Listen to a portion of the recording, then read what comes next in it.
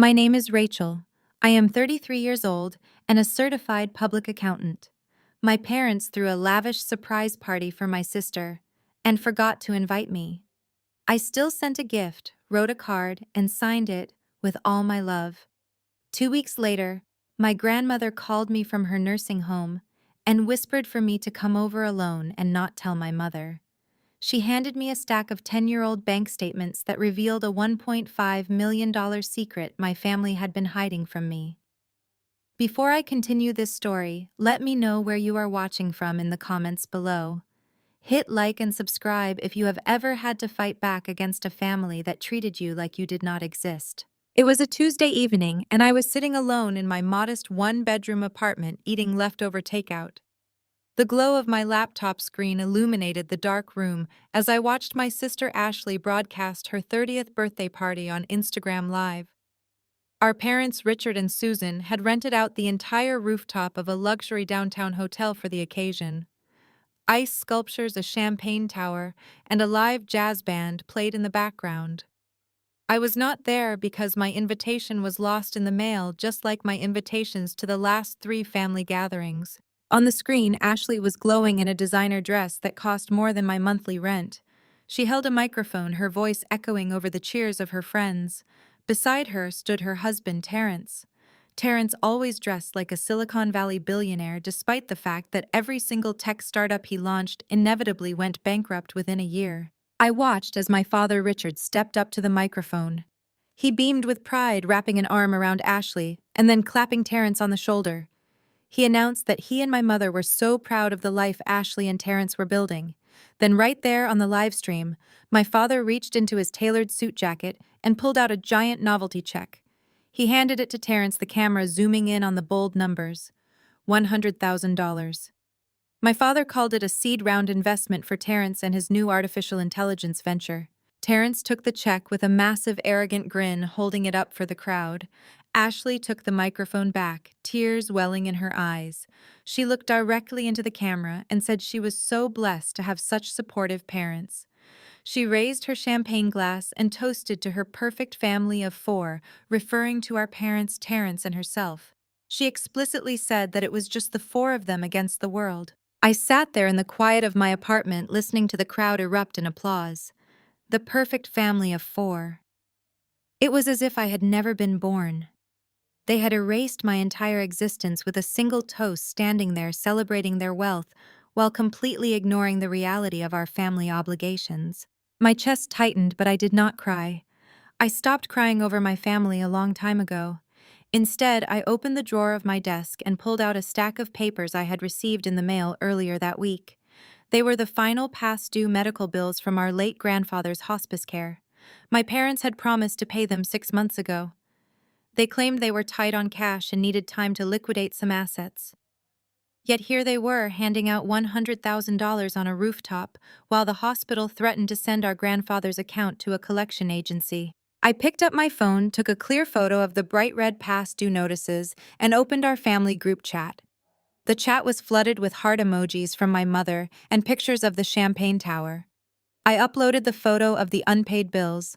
I typed a simple, polite message. I said it looked like a wonderful party and congratulated Terrence on his new funding. I added that since they clearly had plenty of liquidity, perhaps they could finally take care of grandfather's medical debt before his estate was sued. I hit send. I leaned back and watched the live stream.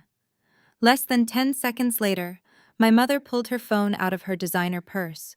I watched her face drop. The cheerful smile vanished, replaced by a deep, furious scowl. She aggressively tapped Terrence on the arm, showing him the screen.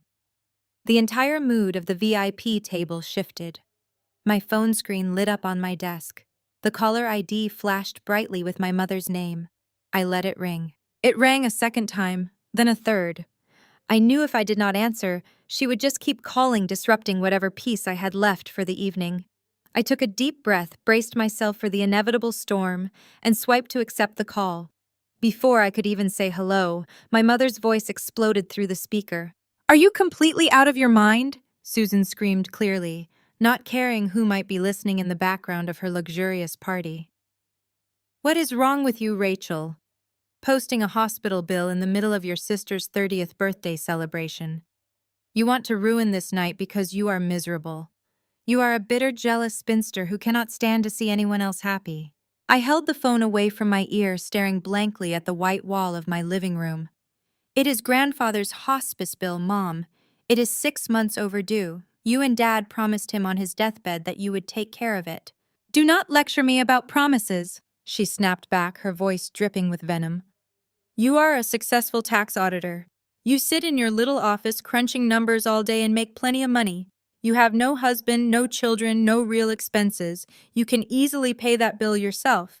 Ashley and Terrence have a family to maintain. They need the financial support to build their empire. Empire! The word almost made me laugh out loud. Terrence had never built anything in his life except a mountain of credit card debt. But to my parents, he was a visionary. I am not paying a bill that belongs to the estate, I replied, keeping my voice perfectly steady. You just gave them $100,000 for a fake company. Pay the hospital, or they will send grandfather's account to collections. You are incredibly selfish, my mother hissed. Family supports family, Rachel, but you have always been an outsider looking in. Delete that message right now and apologize to the group chat or consider yourself entirely cut off. She hung up before I could say another word. The sharp click of the disconnected call echoed in my quiet apartment. The silence that followed was suffocating. I felt the familiar sharp sting of rejection deep in my chest. It always hurt no matter how many times they did this to me. I looked back down at the bright red past due notices scattered across my desk. The thought of my grandfather's name being dragged through a collections agency made my stomach turn. He was the only person in that family who actually cared about my education. He was the one who bought me my first scientific calculator. He was the one who encouraged me to get my certified public accountant license when everyone else said accounting was not glamorous enough. He believed in my independence. I opened my laptop, logged into my personal bank account, and transferred the funds directly to the hospital billing department. It took a significant chunk out of my hard-earned savings, but I did it to protect his memory. Once again, I was the responsible one. I was the reliable scapegoat always expected to silently clean up the messes my family left behind while they popped champagne on a rooftop. When I woke up the next morning, I checked my phone. I had been formally removed from the family group chat. What followed was exactly 2 weeks of absolute silence. There were no text messages. There were no missed calls. There were no fake apologies. This was their standard punishment, a calculated silent treatment designed to make me feel so isolated and guilty that I would eventually crawl back and beg for their forgiveness. But I refused to break this time. I threw myself into my work at the accounting firm. I buried myself in massive spreadsheets, drinking terrible office coffee, and working late into the evening so I would not have to go back to my empty apartment.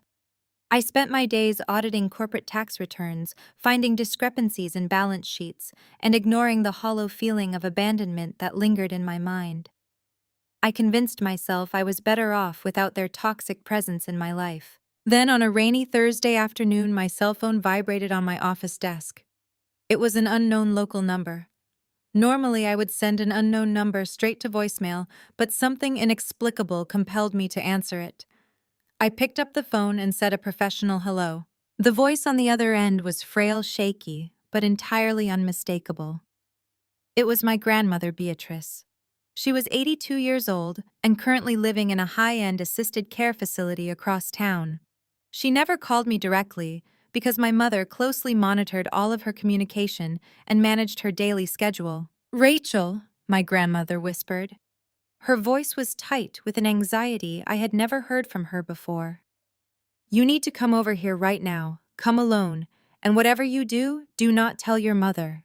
I left my office immediately, grabbing my coat and taking the elevator down to the parking garage. The drive to the Oak Ridge Estates assisted living facility took 20 minutes, but my mind was racing the entire way. Oak Ridge was not your standard nursing home. It was a luxury-gated community for affluent seniors, boasting manicured gardens, a private chef, and an indoor heated pool. My parents always bragged to their friends about how much they paid to keep Beatrice comfortable. But I knew the truth. Beatrice covered the costs herself from her late husband's substantial investments. I parked my reliable but aging sedan between two brand new luxury sports utility vehicles and walked through the grand lobby. I bypassed the front desk, keeping my head down, and headed straight for the east wing, where her private suite was located. When I knocked on the heavy oak door, she opened it almost instantly. Grandma Beatrice was 82 years old, but her mind was as sharp as broken glass. She stood perfectly straight, wearing a tailored silk blouse, her silver hair impeccably styled. However, her usually warm and welcoming smile was completely gone. Her face was pale, and her jaw was set tight with anger. She ushered me inside, quickly locked the door behind me, and directed me to sit at the small mahogany dining table near the window. She did not offer me tea. She did not engage in any polite small talk. Instead, she walked over to a heavy metal safe hidden inside her bedroom closet, punched in a secure access code, and pulled out a thick manila envelope. She walked back into the living room and sat down across from me. Her piercing gray eyes locked onto mine with an intensity that made me sit up straight. She asked me a very direct question. She wanted to know exactly how much debt I had taken on to pay for my accounting degree and my living expenses over the last decade. I was confused by the question, but I answered honestly. I told her I was still paying off $40,000 in student loans and that I had spent my entire 20s working two jobs just to afford a tiny apartment and my certified public accountant exams. I told her I budgeted every single dollar I earned just to stay afloat. Beatrice let out a long, heavy sigh that sounded like it carried years of regret. She placed her hands on the table and slid the thick manila envelope across the polished wood until it rested right in front of me. She told me to open it and read the first page. My hands trembled slightly as I undid the metal clasp and pulled out the contents. Inside was a massive stack of old bank statements and official legal documents dating back exactly 10 years. The letterhead belonged to one of the most prestigious wealth management firms in the state. I scanned the first heavy parchment page. It was the legal establishment of an irrevocable trust fund. I looked down at the beneficiary section. The name printed in bold black ink was mine. I looked at the initial deposit line. I stopped breathing. I stared at the number, counting the zeros twice to make sure my eyes were not playing tricks on me. $1.5 million. Beatrice leaned forward, her voice dropping to a harsh whisper. She explained that when I turned 23 and was about to graduate from college, she secretly set up this fund to ensure I would never have to struggle. She wanted me to have the financial freedom to start my own accounting firm or buy a beautiful home. She said my parents were absolutely furious when they found out she bypassed them and gave the money directly to me. I sat there paralyzed. Beatrice told me she had assumed I accessed the money years ago. My parents had convinced her that I used the entire trust to buy a house in the suburbs and invest the rest in conservative mutual funds. They told her I was too busy managing my new portfolio to visit her often. But Beatrice said when she saw my photo of the unpaid medical bills in the family group chat and heard how my mother was treating me, she knew something was deeply wrong. A millionaire does not struggle to pay a hospice bill. She called her financial advisor the very next morning and demanded the complete transaction history from my trust account. She pointed a shaking finger at the last document in the stack. I slowly turned to the final page. It was a wire transfer authorization form, completely draining the $1.5 million from the account and moving it into a joint holding account owned by my parents. At the bottom of the page on the beneficiary signature line was my name, but it was not my handwriting. I stared at the looping letters. Someone had meticulously forged my signature to steal my future, my entire adult life of struggling, the sleepless nights, the relentless financial panic. It was all a manufactured lie. I left Oak Ridge Estates with the manila envelope secured tightly in my briefcase. The initial shock that had frozen me in my grandmother's suite rapidly transformed into a cold, calculating anger. I did not drive home. I drove straight back to my accounting firm. It was past 8 in the evening and the office was completely deserted.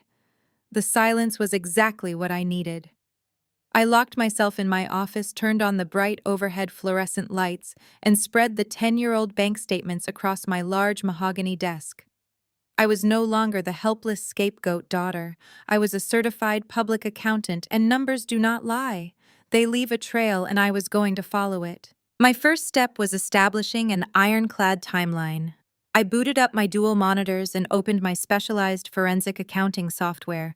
I looked closely at the date of the primary wire transfer authorization form. It was dated October 14th, 10 years ago.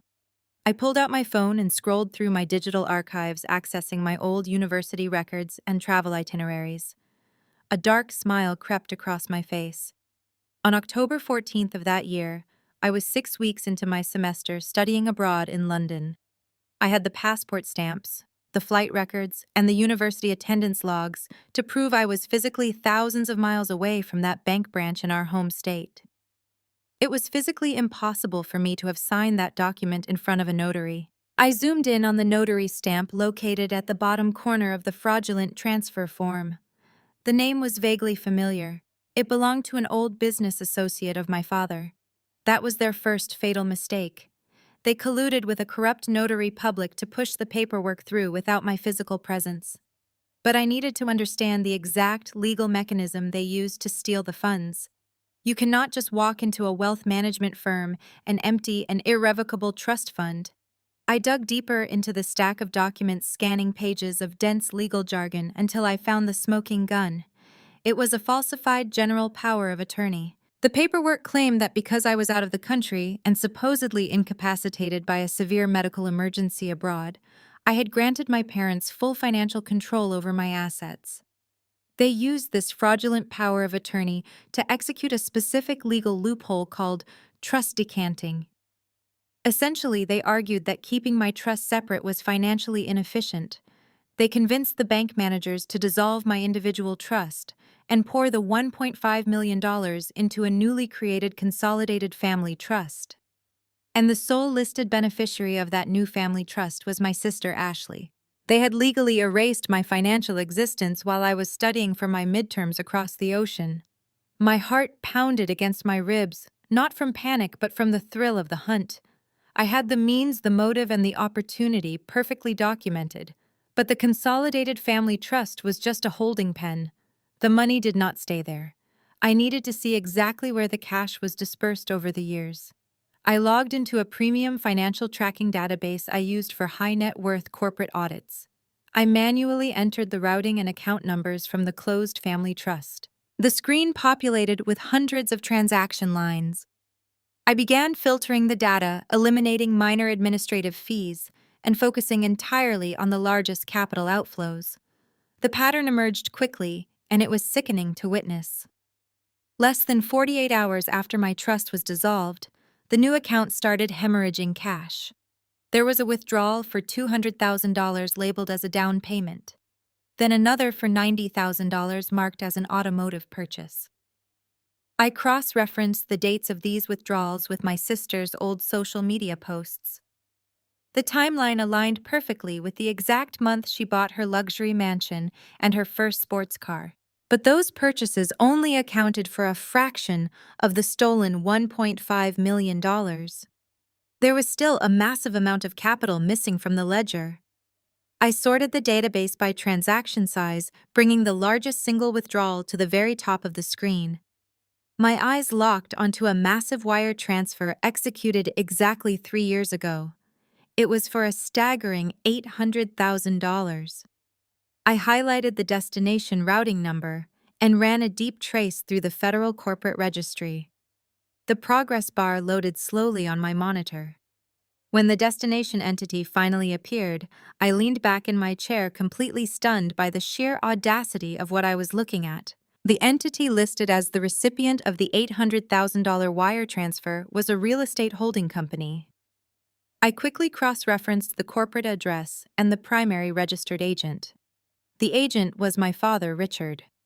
The property held by the company was a sprawling 6-bedroom estate located in the most exclusive zip code in the city. It was the exact same mansion my sister Ashley had been living in for the past 3 years. She had always bragged that Terrence bought it for her after his software application was acquired by a larger firm.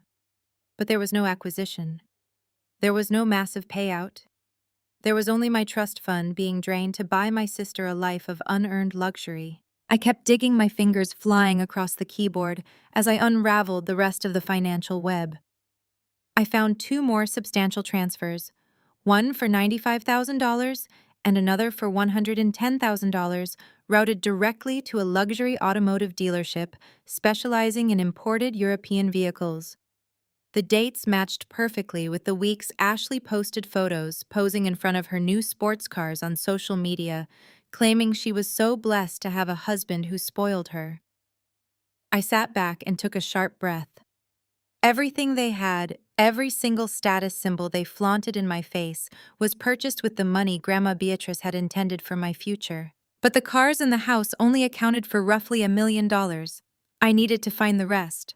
I turned my attention to the remaining $500,000, which had been siphoned off in smaller increments over 4 years. I tracked these payments to 3 separate limited liability companies. I ran background checks on all 3 entities. They were the legal names of the 3 tech startups Terrence had founded and subsequently bankrupted. I opened the corporate tax filings for Terrence's failed businesses, accessing public records through my professional portals. What I found made my blood run cold. Terrence was not just a terrible businessman.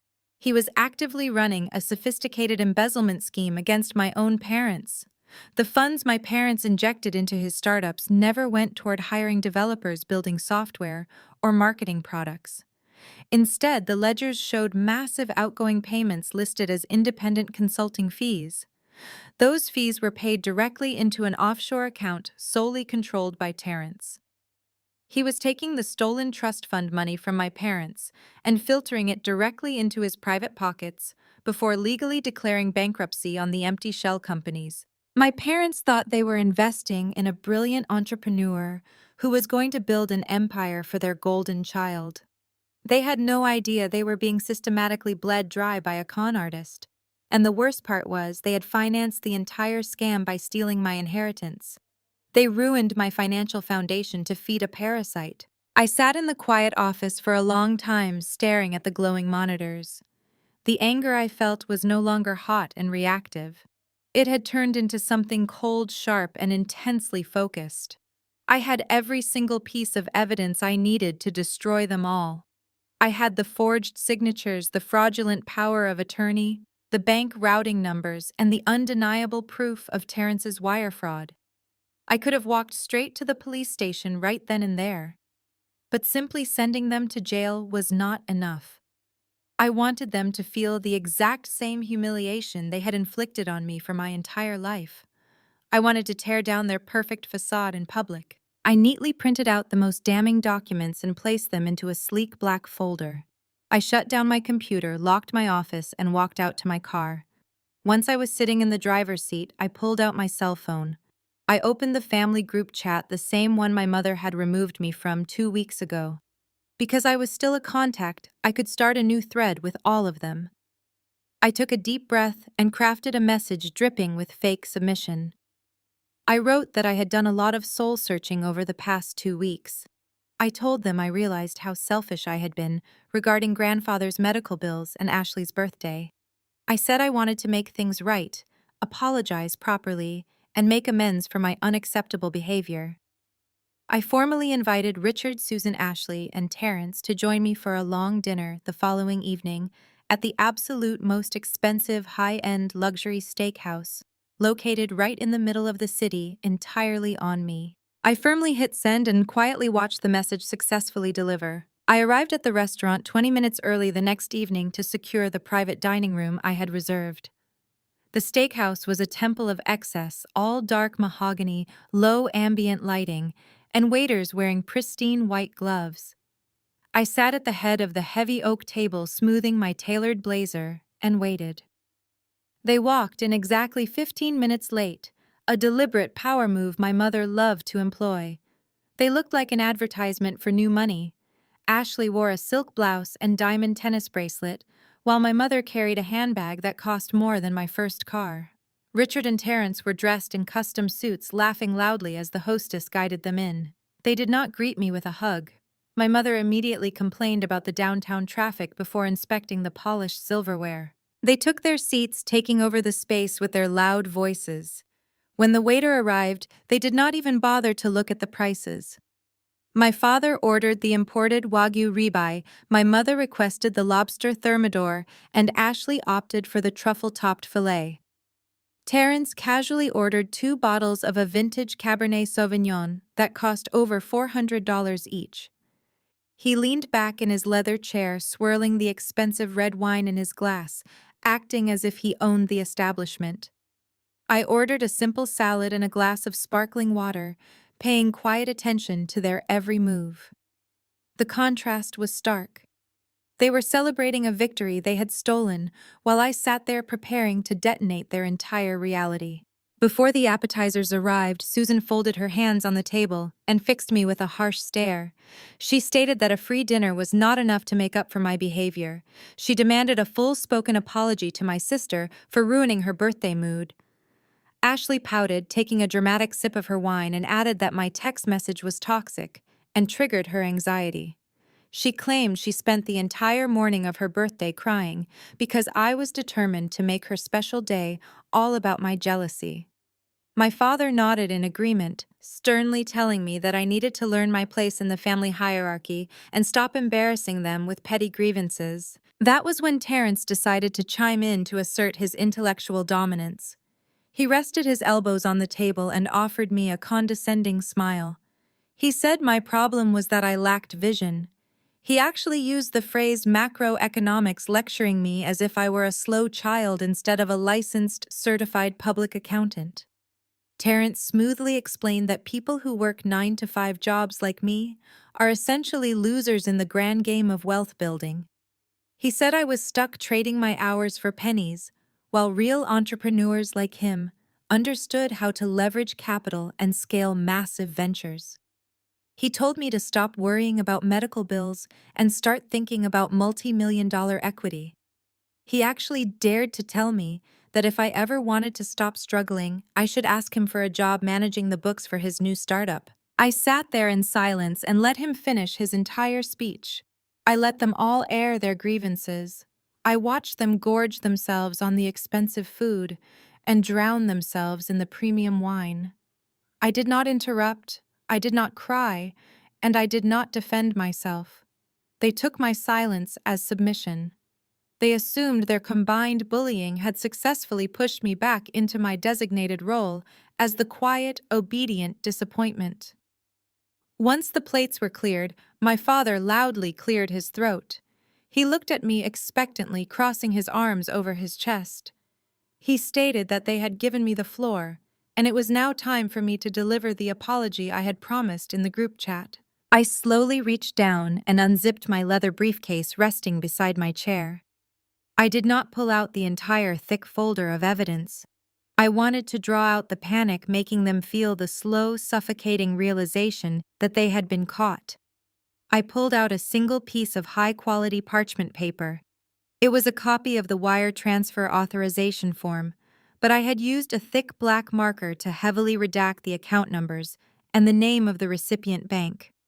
Only the date, the stolen amount of $1.5 million, and my forged signature were clearly visible. I looked directly into my mother's eyes, offering her a cold, empty smile. I quietly slid the single piece of paper across the polished oak table until it stopped right in front of her perfectly manicured hands. Susan glanced down at the paper. Her expression of supreme annoyance slowly morphed into one of pure, unadulterated shock. The healthy flush of color drained completely from her face, leaving her looking pale and suddenly very old.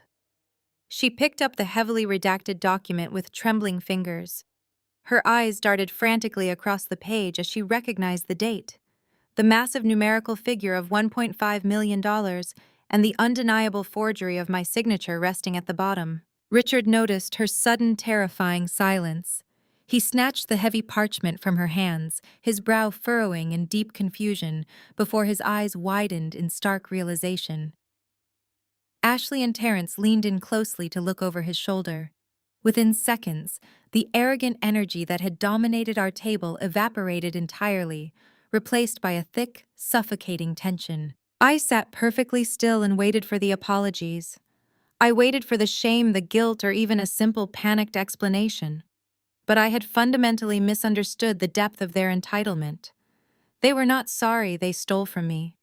They were only angry that I had the nerve to catch them. Instead of apologizing, my father crumpled the piece of paper in his fist and slammed his hand down on the heavy oak table with terrifying force. The expensive crystal wine glasses rattled violently, spilling dark red Cabernet onto the pristine white tablecloth. The loud crash drew the immediate attention of nearby diners. But my father did not care. His face flushed a dark, furious shade of red. He leaned halfway across the table and pointed a thick, accusing finger right at my face. He did not even try to deny what they did.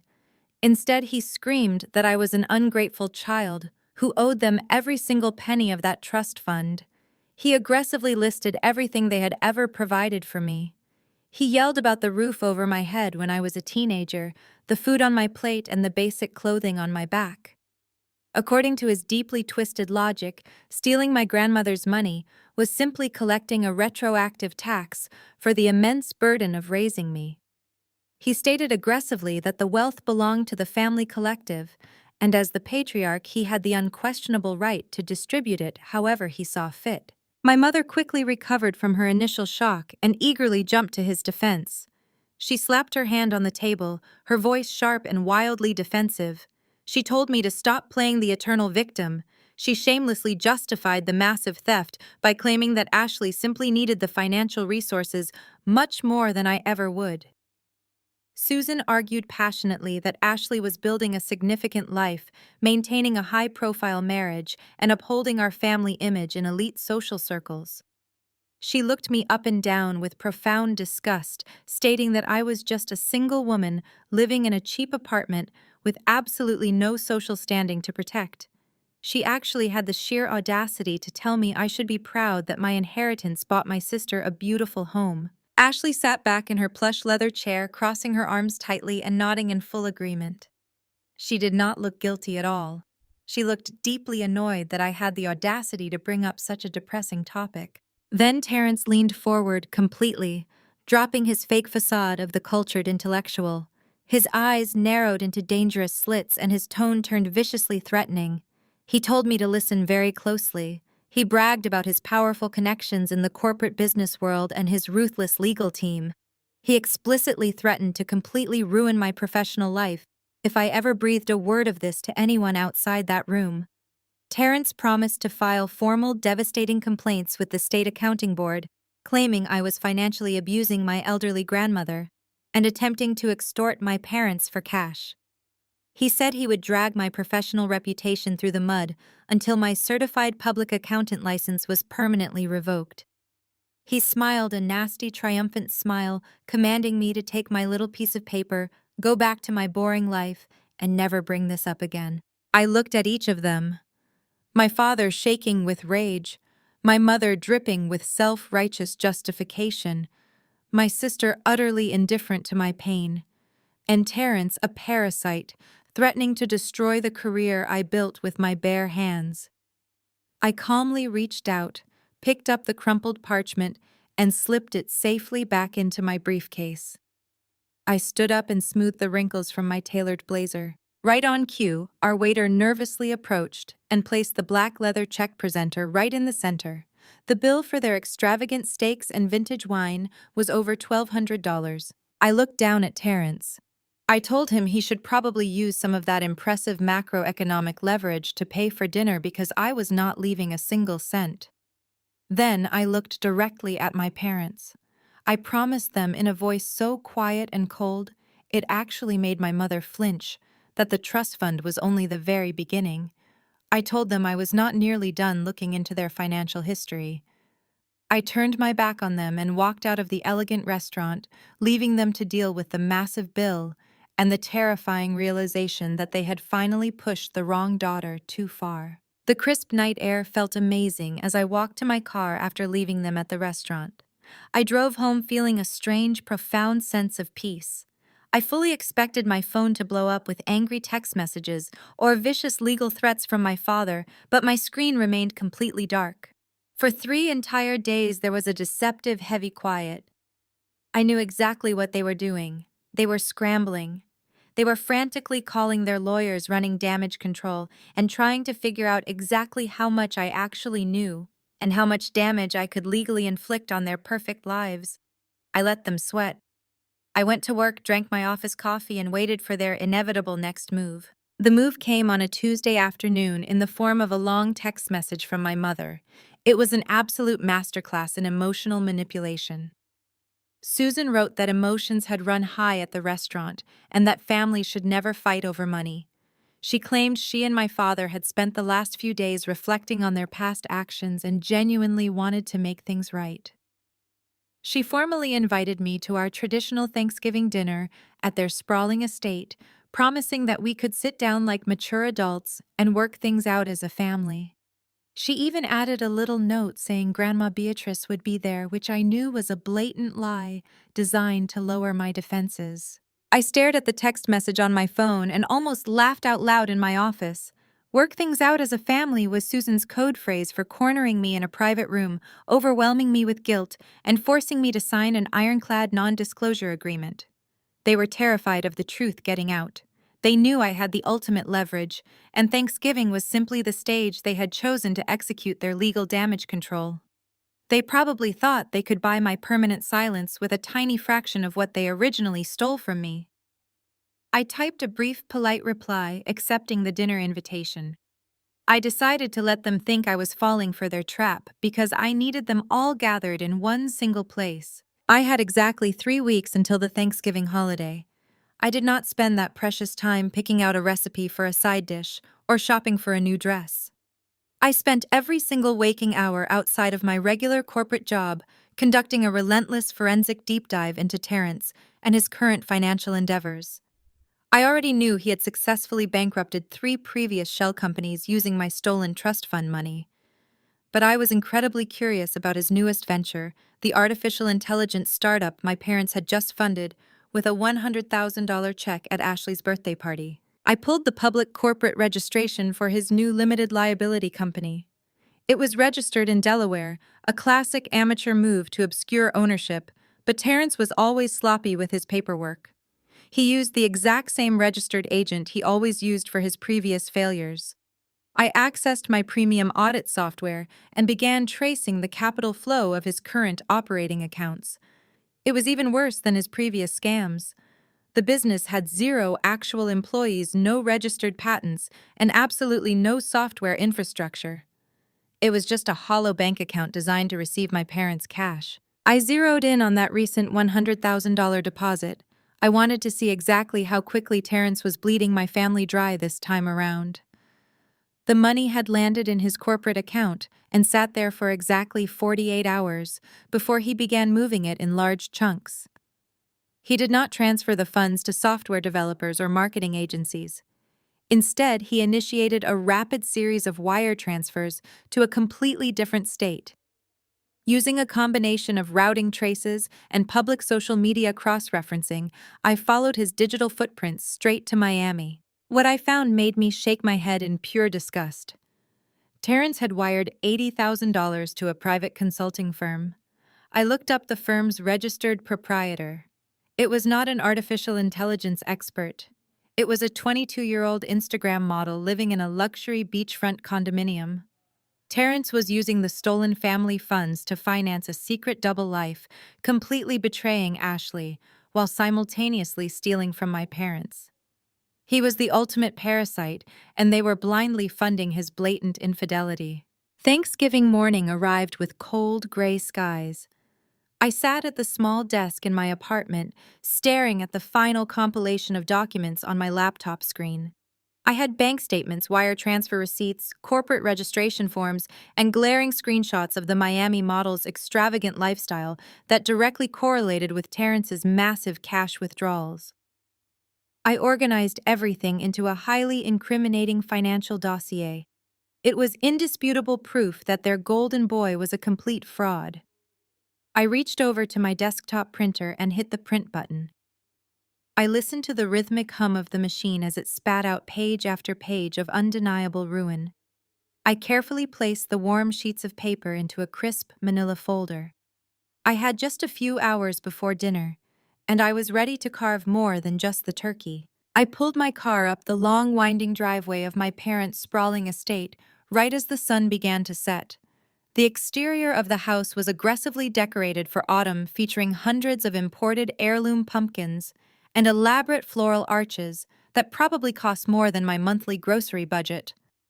Walking up the pristine stone steps, I felt a familiar knot forming in my stomach, but I pushed it down. I clutched my leather tote bag tightly against my side. Inside that bag rested the crisp manila folder containing my financial dossier. I rang the doorbell and waited. A uniformed caterer opened the heavy oak door. My mother had not even bothered to cook. She hired a private chef and a full catering staff for a family dinner of 5 people. I stepped into the grand foyer, instantly overwhelmed by the smell of roasted sage, expensive perfume, and burning hickory from the massive stone fireplace. I looked at the crystal chandeliers, the imported marble floors, and the custom velvet furniture. Every single item in this house was a physical manifestation of my stolen trust fund. I was literally walking inside the hollowed-out shell of my own financial future. Susan hurried out of the formal dining room holding a crystal glass of champagne. She wore a bright, incredibly fake smile that did not quite reach her cold eyes. She reached out and gave me a stiff, one-armed hug, loudly proclaiming how happy she was that I decided to be the bigger person and join them. Ashley was lounging on the plush living room sofa, wearing an oversized cashmere sweater and tapping away on her phone. Terrence stood near the fireplace, nursing a glass of dark amber bourbon. Nobody offered me a drink. Nobody asked how my drive was. The tension in the air was so thick it felt difficult to breathe. I walked into the living room and took a seat on a single leather armchair, deliberately positioning myself with a clear view of the entire room. Before I could even settle in or ask what time dinner was being served, my father marched into the room. Richard did not have a drink in his hand. Instead, he carried a thick stack of stapled legal papers. He did not say hello. He did not wish me a happy Thanksgiving. He walked straight over to me and dropped the heavy stack of documents right onto my lap. I looked down at the bold black text on the front page. It was a commercial loan application. I glanced up at my father, keeping my expression perfectly neutral. I asked him what exactly I was looking at. Richard crossed his arms and looked down his nose at me.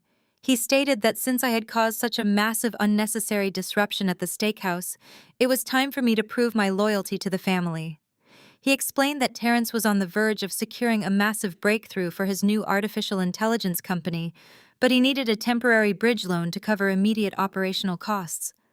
The bank was fully ready to approve a $500,000 line of credit, but Terrence had too much personal debt tied up in his previous ventures.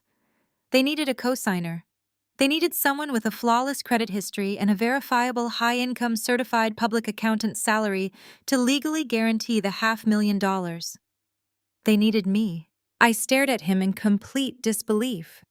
Not only had they stolen $1.5 million from me, but they were now demanding I legally chain myself to a $500,000 anchor for a man who was using corporate funds to finance an Instagram model in Miami. The sheer audacity of the request was almost impressive. I placed the loan documents on the glass coffee table and flatly refused. I told them I would never co-sign a commercial loan for Terrence or anyone else in this room. The polite fake Thanksgiving facade instantly shattered. Susan slammed her champagne glass down on the mantelpiece, spilling the bubbly liquid over the expensive stone. She marched over and stood directly to my left. Richard stepped forward, blocking my view of the front door. Ashley stood up from the sofa and crossed her arms, standing to my right. Terrence slowly walked forward, boxing me in completely from the front. They formed a tight, suffocating circle around my armchair. Richard leaned over me, his face turning an angry shade of purple. He lowered his voice into a dangerous, threatening growl. He told me I was not leaving this house until I picked up a pen and signed the bottom line. He said I owed them my absolute obedience. The physical intimidation was palpable as my family closed in on me, trying to use fear to break my will and force my hand. I looked around the tight circle they had formed. The intimidation tactic was straight out of a mob movie, but I was not dealing with the mafia. I was dealing with desperate cowards. When the silent physical threat did not immediately force my hand, Susan suddenly changed her strategy. The aggressive anger completely vanished from her face, replaced instantly by dramatic sobbing tears. She clutched the chest of her expensive blouse, her voice trembling violently as she begged me to think of my sister. She cried that Terrence was on the absolute brink of technological greatness and simply needed this one tiny financial push to secure his legacy. She explicitly stated that if his new artificial intelligence company failed to secure funding, the bank would immediately foreclose on Ashley's mansion. Susan pointed a shaking manicured finger right at my face, claiming that my selfish refusal to sign a simple piece of paper would be the sole reason my sister would end up completely homeless on the street. It was a masterful display of emotional manipulation, perfectly crafted to make me the ultimate villain of their self-inflicted financial tragedy. Ashley chimed in right on cue, dabbing her perfectly dry eyes with a silk cocktail napkin. She whined loudly about how incredibly hard she had worked to build a beautiful, welcoming home for our family gatherings. She claimed she had sacrificed her own career ambitions to support Terrence's genius. She looked at me with deep disgust and said I was just acting out of bitter jealousy because no man had ever loved me enough to buy me a 6-bedroom house in a gated community. The sheer irony of that statement, knowing that my stolen trust fund paid for every single brick of that house, almost made me break my carefully maintained neutral expression. Then Terrence played his ultimate trump card. He took a step closer to my chair, shaking his head and looking down at me with profound performative disappointment. He confidently accused me of being completely unsupportive of Black-owned businesses. He delivered a loud, self-righteous speech about the systemic barriers he constantly faced in the cutthroat tech industry and how traditional venture capitalists were always trying to keep him down. He said he finally had a legitimate chance to break the glass ceiling and disrupt the software ecosystem, but his own sister-in-law was choosing to act as his final oppressor. He told me that by refusing to guarantee his commercial loan, I was actively participating in the financial disenfranchisement of a Black entrepreneur. He demanded that I check my privilege, pick up the pen, and do the right thing for the culture, the family, and the future of his company. The sheer audacity of his speech was utterly breathtaking. He was actively running a sophisticated embezzlement scheme, stealing my inheritance to fund his lavish lifestyle and his secret Miami girlfriend.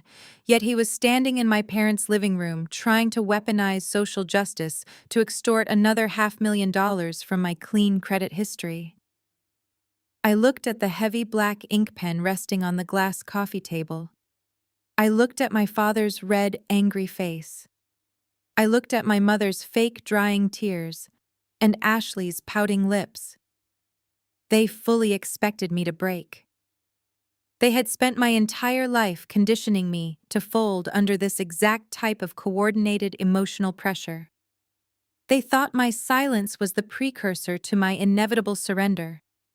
But the frightened, obedient little girl they used to bully was long gone. I was a professional auditor, and I was about to audit this family. I took a deep, steadying breath. The air in the formal living room felt thick and suffocating, but my mind was crystal clear. I slowly leaned forward and reached out for the black ink pen. My mother let out a very audible, dramatic sigh of relief. My father's rigid shoulders instantly relaxed, and a smug, victorious smile spread widely across Terrence's face. They truly thought they had won. They thought the Thanksgiving pressure cooker had successfully melted my resolve and secured their fraudulent loan. Instead of signing this commercial loan document, I used the side of the pen to forcefully push the thick stack of legal papers right off the edge of the glass table. The heavy document scattered across the imported marble floor with a loud, satisfying slap. The room went completely silent.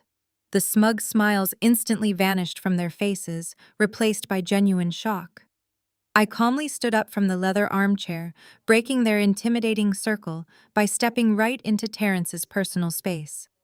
I reached down and unzipped my leather tote bag. I reached inside and firmly grasped the crisp manila folder containing the devastating financial dossier I had printed that morning.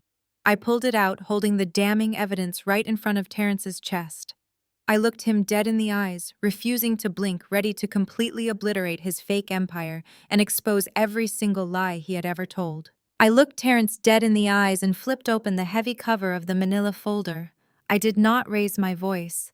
I spoke with the calm, measured tone of a professional auditor presenting a final financial report. I told him that I found his impassioned pitch for the artificial intelligence bridge loan absolutely fascinating, especially considering how he had just spent his most recent round of seed funding. Richard took an aggressive step forward, demanding to know what nonsense I was talking about. I completely ignored my father and kept my eyes locked on Terrence. I reached into the folder and pulled out the first official bank statement. I read the account numbers and the routing details out loud, enunciating every single digit, ensuring everyone in the room recognized the specific corporate account they had just deposited $100,000 into at Ashley's birthday party 2 weeks ago. I watched the smug, arrogant confidence completely drain from Terrence's face. He reached out to grab the paper, his hand suddenly trembling, but I quickly stepped back out of his reach. I continued reading from the ledger. I stated that exactly 48 hours after the extravagant rooftop celebration, Terrence initiated a massive expedited wire transfer. It was not utilized for secure server space software engineers or technology patent lawyers. It was an $80,000 outgoing wire marked specifically as a specialized consulting fee. Ashley let out a forced, nervous laugh from the sofa, desperately trying to maintain the illusion of her perfect life. She said Terrence had recently hired a boutique marketing firm in Florida to handle the upcoming brand launch, and that I simply did not understand high-level corporate operations. I turned to my sister, pulling out the second sheet of paper from my dossier. I told her the boutique marketing firm was actually a single limited liability company registered to a 22-year-old Instagram model living in Miami. Then I pulled out the high-resolution screenshots I had printed that morning. They were glossy photos taken directly from the model's public social media account.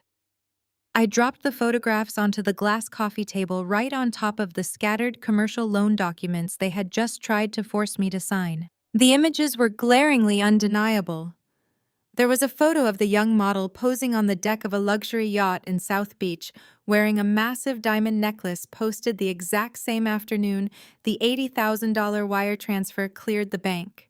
Even worse, there was a second photo of her dining at a five-star waterfront restaurant. Clearly visible in the background, reflected perfectly in the mirrored wall of the dining room, was Terrence wearing his signature tailored suit and holding a glass of champagne. The tense silence in the room shattered into a million pieces. Terrence began to stammer uncontrollably. He held his hands up in a defensive posture, taking a slow step toward Ashley, desperately trying to construct a believable lie on the spot. He babbled incoherently about corporate retreats, digital networking events, and how the photographs were completely taken out of context. He frantically claimed the woman was just a hired influencer executing a guerrilla marketing campaign for his tech brand. But Ashley was not listening to his pathetic, crumbling excuses. She slowly bent down and picked up the photographs from the glass table. Her hands shook violently as she stared closely at the image of her husband smiling intimately with another woman, financed by the exact same money she thought was securing her luxurious future. The meticulously crafted facade of the perfect wealthy housewife completely evaporated right before my eyes. Ashley let out an agonizing, ear-piercing scream that echoed through the grand foyer. She threw the glossy photographs directly into Terrence's face and launched herself at him wildly, hitting his chest with her fists. She screamed that he was a disgusting liar, a ruthless thief, and a pathetic fraud. She demanded to know how long he had been sleeping with a girl, a decade younger than her, while she sat at home planning his fake corporate dinners and defending his endless business failures to our family. Terrence tried to grab her wrists to stop her from hitting him, his face pale with sheer panic, begging her to lower her voice and talk about this in private. Richard stood frozen in place near the fireplace, his mouth slightly open, completely unable to process the horrifying fact that his brilliant son-in-law was nothing more than a common grifter. The powerful patriarch who had just tried to physically bully me into signing away my financial future was now watching his entire legacy and family structure crumble to dust in his own living room. I stood there feeling a profound sense of vindication. The toxic truth was finally out in the open, ugly, and undeniable. I had successfully dismantled the golden couple's perfect narrative using nothing but hard data and undeniable facts. But I had momentarily forgotten the cardinal rule of my family dynamics. When the golden child gets hurt, the scapegoat is always forced to take the blame. Before I could even process what was happening next, Susan charged across the room. Her face was contorted into a terrifying mask of pure, irrational hatred. She did not yell at Terrence for cheating on her beloved daughter. She did not scream at him for stealing their money or lying to their faces. Instead, she lunged directly at me. She raised her right hand high in the air and swung with all her remaining might. The palm of her hand connected with the left side of my face with a sickening, violent crack. The sheer force of the blow snapped my head abruptly to the side and sent me stumbling backward against the heavy leather armchair. My cheek instantly burned with a searing heat, and my vision blurred for a fraction of a second as the physical shock registered. Susan stood over me, her chest heaving heavily, her eyes wild with misdirected rage. She pointed a shaking finger right at my face and violently screamed that I was a complete monster for destroying my sister's marriage. I did not raise my hand to touch my burning cheek. I did not flinch, step backward, or shed a single tear. I just stood there perfectly still, letting the sharp sting radiate across my skin. My mother was panting heavily, her chest heaving as her wide eyes realized what she had just done. She had resorted to physical violence because she had absolutely no logical defense left. She expected me to break down. She expected me to run out of the house crying, retreating into the night just like I did when I was a helpless teenager. But I was no longer that defenseless girl. I looked deeply into her panicked eyes and offered her a chilling, completely emotionless smile. I calmly reached down and picked up the scattered pieces of my financial dossier from the glass table, neatly tapping the glossy photographs and bank statements together before sliding them safely back into my manila folder. The entire room watched me in stunned silence. Even Ashley had stopped screaming at Terrence, momentarily distracted by my unnerving, steady calm. "You call me a monster?" I said, my voice steady and completely devoid of any warmth. "But I am not the one who stole a $1.5 million trust fund from my own daughter to finance a fake empire. And I am certainly not the one who used that stolen money to fund an Instagram model in Miami." Terrence flinched as if I had physically struck him, looking away in deep shame. "You thought you could just forge my signature on a power of attorney, dissolve my trust, and quietly absorb the cash without any consequences. You thought I was too stupid to figure it out, and you thought you were simply too powerful to ever be questioned." I turned my attention to my father, who was standing frozen by the stone fireplace. "But you forgot one very important detail about my career, Dad. I am a certified public accountant. I know exactly how the federal government views $1.5 million of unaccounted suddenly transferred wealth. They do not view it as a family misunderstanding. They view it as a massive undeclared gift and a blatant act of wire fraud." Richard's face went from pale white to a sickly shade of gray. I let the reality of my legal expertise sink in for a few seconds. "Enjoy the turkey tonight," I continued, my voice echoing slightly in the quiet, lavish room.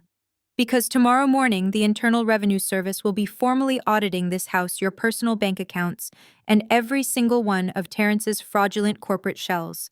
They are going to find out exactly where my money went, and they are going to demand their cut plus a decade of massive interest and severe criminal fraud penalties." Susan gasped, taking a stumbling step backward as the horrific legal implications finally registered in her mind. Ashley looked frantically between our parents, suddenly realizing that her luxury mansion and designer lifestyle were about to be forcefully seized by the federal government. I zipped my leather tote bag closed and adjusted the heavy strap on my shoulder. I looked around the lavish living room one last time, taking in the imported furniture, the crystal chandeliers, and the terrified faces of my abusers. "Happy Thanksgiving," I said clearly. I turned my back on them and walked out of the formal living room. I did not run. I walked with my head held high, my heels clicking sharply against the imported marble floors. I opened the heavy oak front door and stepped out into the crisp, cool autumn night. The cold air felt incredible against my burning cheek. As I walked down the long, winding driveway toward my parked car, I could hear the absolute chaos erupting inside the house.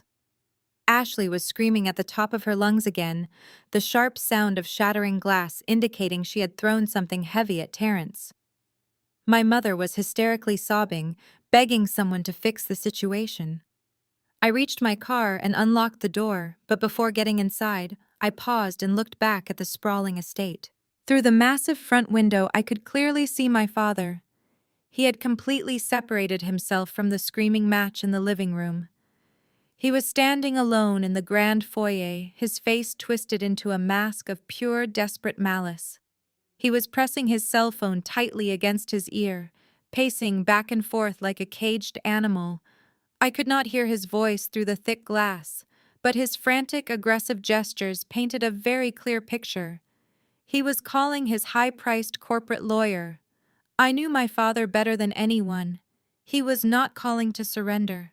He was promising his attorney whatever amount of money it took to shut me down permanently. I watched him pace back and forth through the glass for another moment before I finally got into my car and drove away. I knew the war had officially begun. I just did not anticipate how incredibly low my parents were willing to stoop to protect their stolen wealth. The holiday weekend passed with an eerie, uncomfortable silence. There were no angry text messages. There were no missed calls from Ashley screaming about her ruined marriage. My father was not a man who yelled when he was truly threatened. He was a man who strategized. He knew the Internal Revenue Service was not an entity he could simply bully or bribe, so he had to cut off my oxygen supply before I could formally file my whistleblower report. To do that, he needed to discredit me entirely. He needed to make me look like a desperate, unstable criminal, so that any financial report I filed would be immediately dismissed as the vindictive ravings of a disgruntled daughter. And more importantly, he needed to completely neutralize the one person who could verify my story and supply the original banking records. He needed to silence Grandma Beatrice. On Tuesday morning, Richard and Susan executed one of the most horrific, uniquely American legal tactics available to the wealthy and the desperate. They filed an emergency petition for a conservatorship. This is a severe legal status, usually reserved for the deeply incapacitated, essentially stripping a human being of all their civil rights and handing total control of their finances, medical decisions, and personal autonomy over to a designated guardian. My parents hired a team of aggressive, high-priced corporate litigators to draft the malicious petition. In the extensive legal filing, they boldly claimed that Grandma Beatrice was suffering from sudden, rapid-onset dementia. They stated she was experiencing severe paranoid delusions and was no longer capable of managing her massive estate. But they did not stop there. They specifically named me as the primary threat to her well-being. They told the court that I was an estranged, financially unstable granddaughter who had recently suffered a massive psychological breakdown. They formally accused me of preying on a vulnerable elderly woman, feeding Beatrice fabricated stories about stolen trust funds, in a sick attempt to extort money from my loving, supportive family. They painted themselves as the heartbroken, dedicated children desperately trying to protect their aging mother from a predatory relative. Their ultimate goal was brilliantly malicious. If the judge granted the emergency conservatorship, my parents would instantly gain total legal control over Beatrice. They could immediately freeze all of her assets, cut off her access to her independent financial advisors, and legally forbid her from communicating with me ever again. Even worse, as her legal guardians, they could obtain a binding court gag order against me, tying me up in endless probate litigation and draining my modest personal savings until I was forced into total submission. It was a highly calculated, devastating strike specifically designed to bury the undeniable truth under a massive mountain of expensive legal paperwork. I was entirely unaware of this sinister legal maneuvering as I sat at my desk on Wednesday afternoon. I was taking a quiet lunch break, drinking a cup of stale break room coffee, and finalizing the digital financial files I planned to hand over to the federal tax authorities by the very end of the week. My desk was neatly organized, my audit spreadsheets were perfectly cross-referenced, and I was actually feeling a profound sense of closure. I felt confident that my evidence was absolutely bulletproof. Suddenly, the heavy glass door to the accounting firm swung open. My receptionist pointed a tall, broad-shouldered man in a plain gray suit directly toward my private office. He did not look like a corporate client. He did not carry a briefcase or wear a friendly smile. He carried a thick, heavily sealed manila envelope. He walked right up to my desk, looked down at a small leather notepad in his hand, and asked in a flat, monotone voice if my name was Rachel. I stood up from my ergonomic chair, smoothing the front of my professional skirt, and gave him a polite nod. I said, "Yes, I am Rachel." He did not offer his hand to shake. He did not introduce himself or explain his presence. He simply reached across my desk, firmly, handed me the heavy manila envelope, stated loudly that I had been formally served, and immediately turned around to walk out of the office. I stared at the thick official court documents resting on top of my neat financial spreadsheets. A cold shiver ran down my spine as I picked up the heavy paper, suddenly realizing that my father had just brought a legal wrecking ball. I opened the thick manila envelope and spread the legal documents across my mahogany desk. The bold black letters at the top of the page read, "Emergency petition for appointment of conservator." As I read the sworn affidavits, my stomach churned with disgust. My father and mother had actually signed under penalty of perjury that Grandma Beatrice was mentally incompetent. They had hired a notoriously aggressive corporate doctor who had never even met my grandmother to sign a preliminary medical opinion based entirely on my parents' fabricated descriptions of her behavior. They claimed she was paranoid and suffering from acute financial delusions implanted by me. The second half of the petition was a direct character assassination aimed squarely at my professional integrity. They formally accused me of elder financial abuse, stating that I was using my skills as a certified public accountant to manipulate a vulnerable senior citizen into turning against her loving family. The legal wrecking ball was not just aimed at silencing Beatrice. It was specifically designed to destroy my career. In the highly regulated accounting industry, a formal allegation of elder financial abuse is an absolute death sentence. Even a baseless accusation requires an immediate mandatory suspension pending a full ethics investigation. My father knew exactly what he was doing. He was cutting off my primary source of income and stripping away my professional credibility before I could even submit my whistleblower report. As I sat there processing the sheer magnitude of their cruelty, my cell phone began to vibrate violently against the hard surface of my desk. I looked at the glowing screen. The caller identification displayed Terrence's name. I took a slow, deep breath, steadying my racing heart, and accepted the call. I held the phone to my ear but did not say a single word. I did not need to speak. Terrence immediately filled the silence with a loud, arrogant laugh. He sounded incredibly smug, his voice dripping with the unearned confidence of a man who firmly believed he had just won the ultimate game of chess. He asked me if I had received my special delivery yet. He did not wait for an answer. He confidently stated that his father-in-law had hired the most ruthless probate litigators in the entire state. Terrence proudly explained that the massive legal machine was already in motion, and there was absolutely nothing a little 9-to-5 tax auditor could do to stop it. He told me that by the end of the business day, the state accounting board would receive a certified copy of the emergency petition. He gleefully informed me that human resources at my firm would have no choice but to immediately suspend my license and place me on indefinite unpaid leave. Terrence continued to gloat, his voice echoing loudly in my quiet office. He mocked my dedication to my career, laughing at the fact that I had spent my entire 20s working hard and playing by the rules, only to lose it all because I dared to challenge my betters. He told me that justice does not belong to the person who is morally right. Justice belongs to the person who can afford the most expensive lawyers. He bragged that my parents were prepared to spend hundreds of thousands of dollars to keep me tied up in frivolous probate litigation until I was bankrupt and living on the street. Then his tone shifted from mocking to menacing. He laid out their final ultimatum. Terrence demanded that I immediately write a formal letter retracting all of my claims about the stolen trust fund and the artificial intelligence startup. He instructed me to sign a comprehensive non-disclosure agreement and legally surrender all future rights to Grandma Beatrice's estate. If I complied, he promised my parents would drop the elder abuse allegations and allow me to keep my pathetic little accounting job.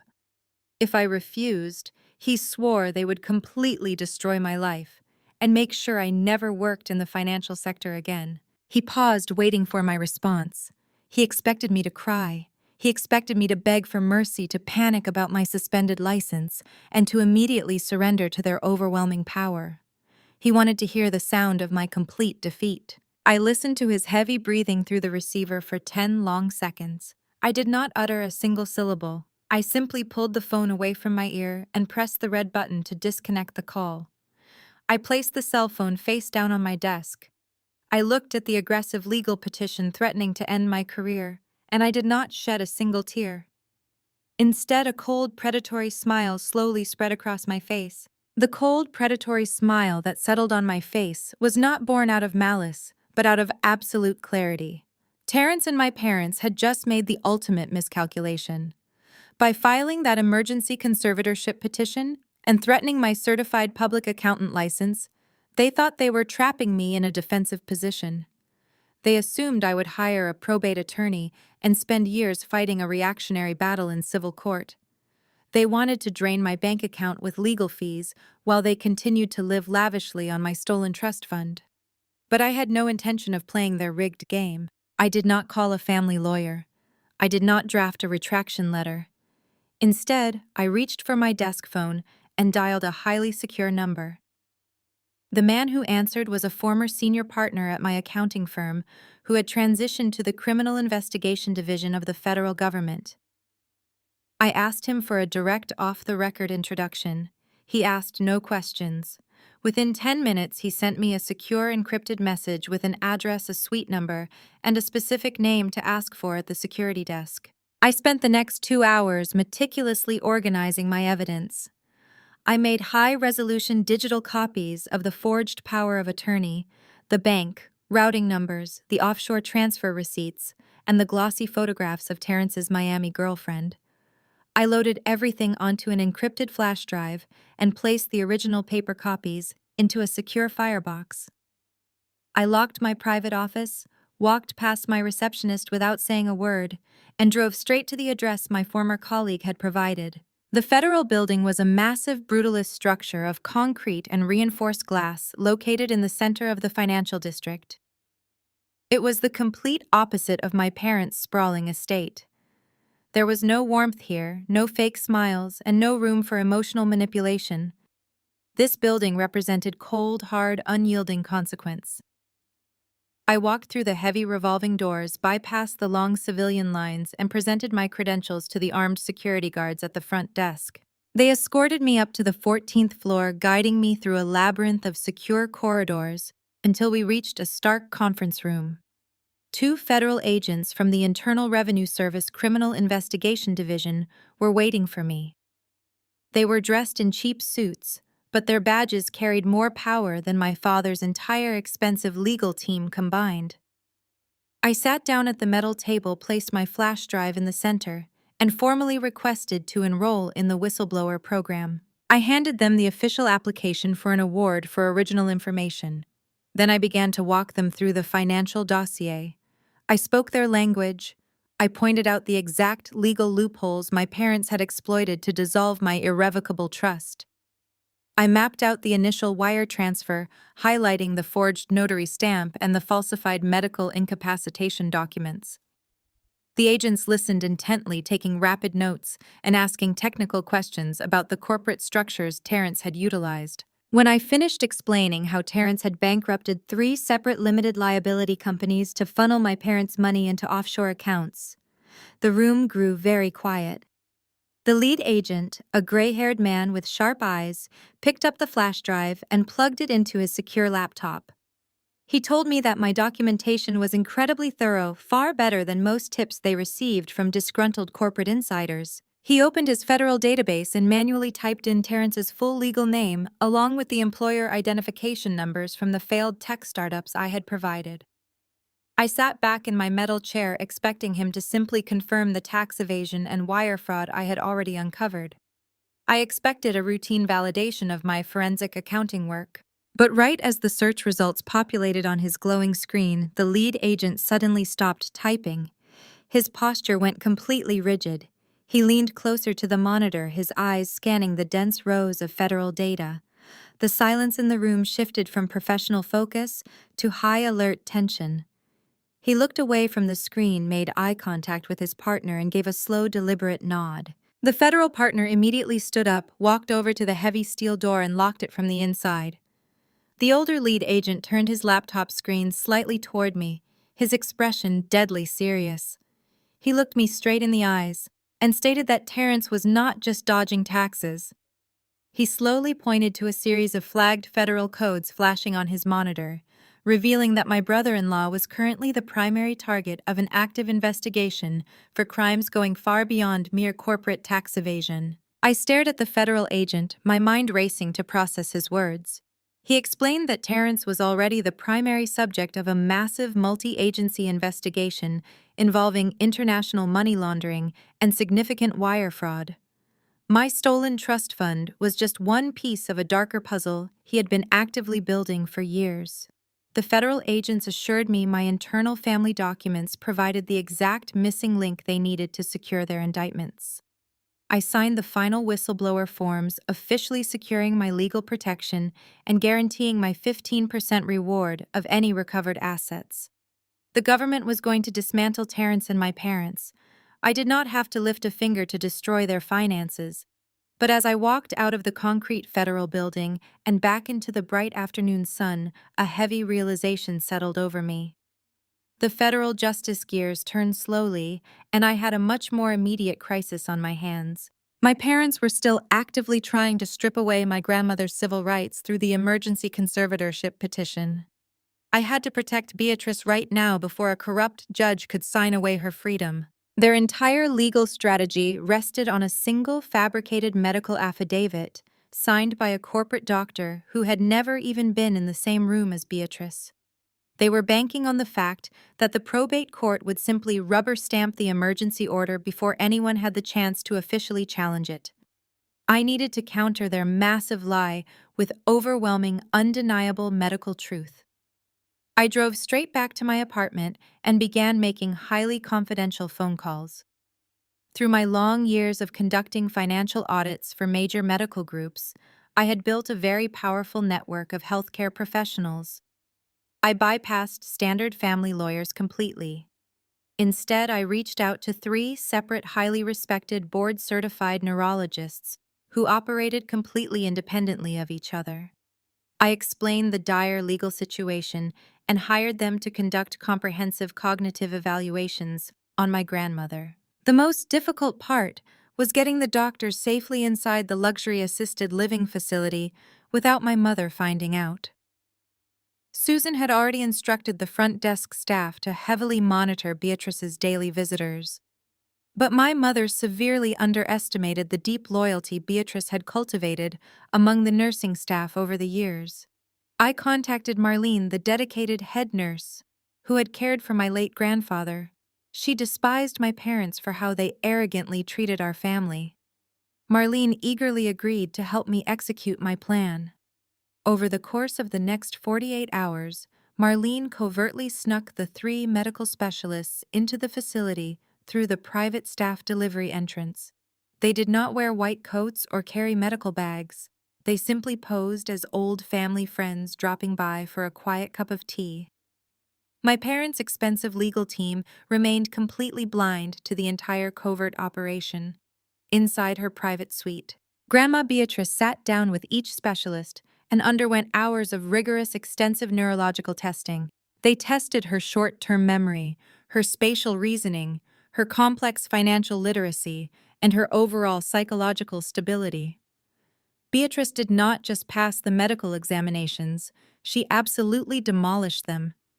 She accurately recited complex historical timelines, performed rapid mental mathematics, and casually explained the intricate details of her multi-million-dollar investment portfolios to the completely stunned doctors.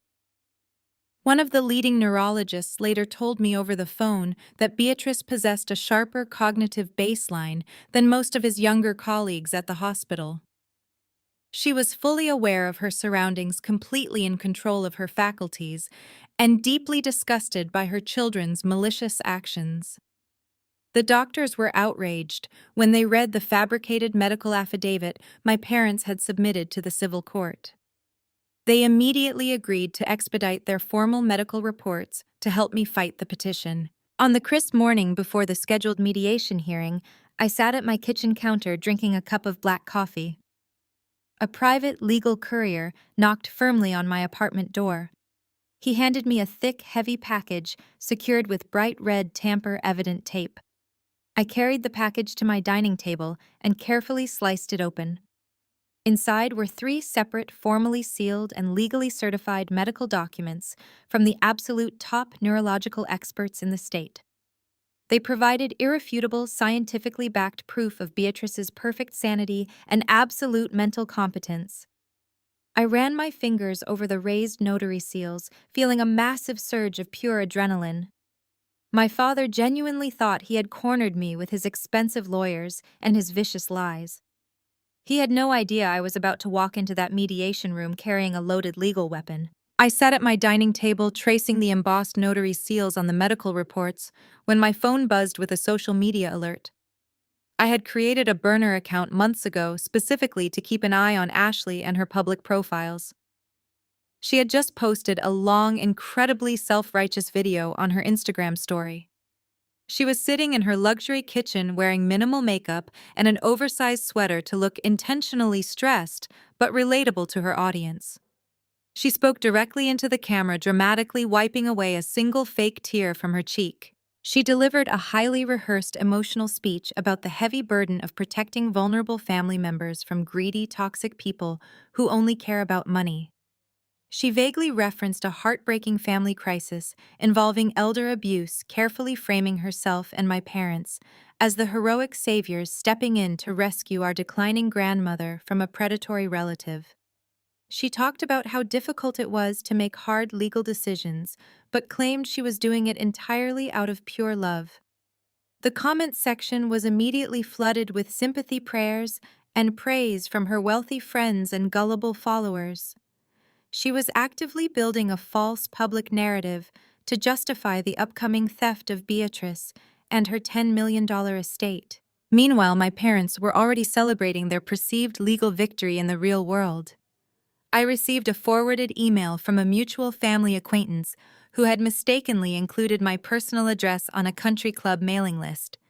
The email detailed a massive private dinner reservation my father had booked for the upcoming weekend. The memo attached to the reservation explicitly stated it was a celebration for securing a major family asset and finalizing a long-term estate plan. Richard and Susan firmly believed they had completely outsmarted the legal system. They thought the fabricated medical affidavit they bought from their corrupt corporate doctor was an invincible shield. In their arrogant minds, the emergency conservatorship was already a completed transaction. They were not just trying to silence my whistleblower threats. They were actively preparing to liquidate my grandmother's massive investment portfolios and absorb her entire $10 million net worth into their own bank accounts. They had spent my $1.5 million trust fund, and now they were moving on to the main prize. Terrence was equally delusional.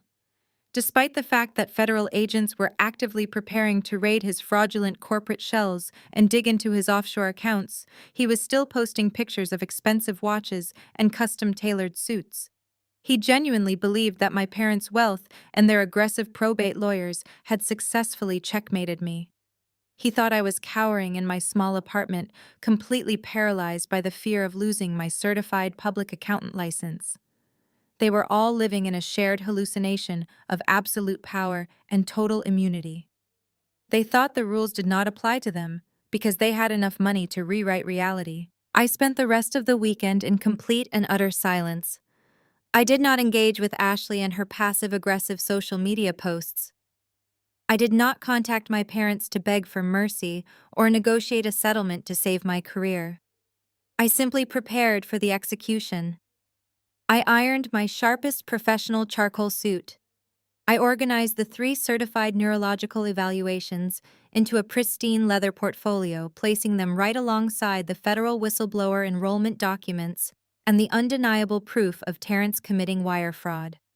I went to bed early every single night, sleeping with the deep, peaceful rest of a woman who knows she holds the absolute winning hand.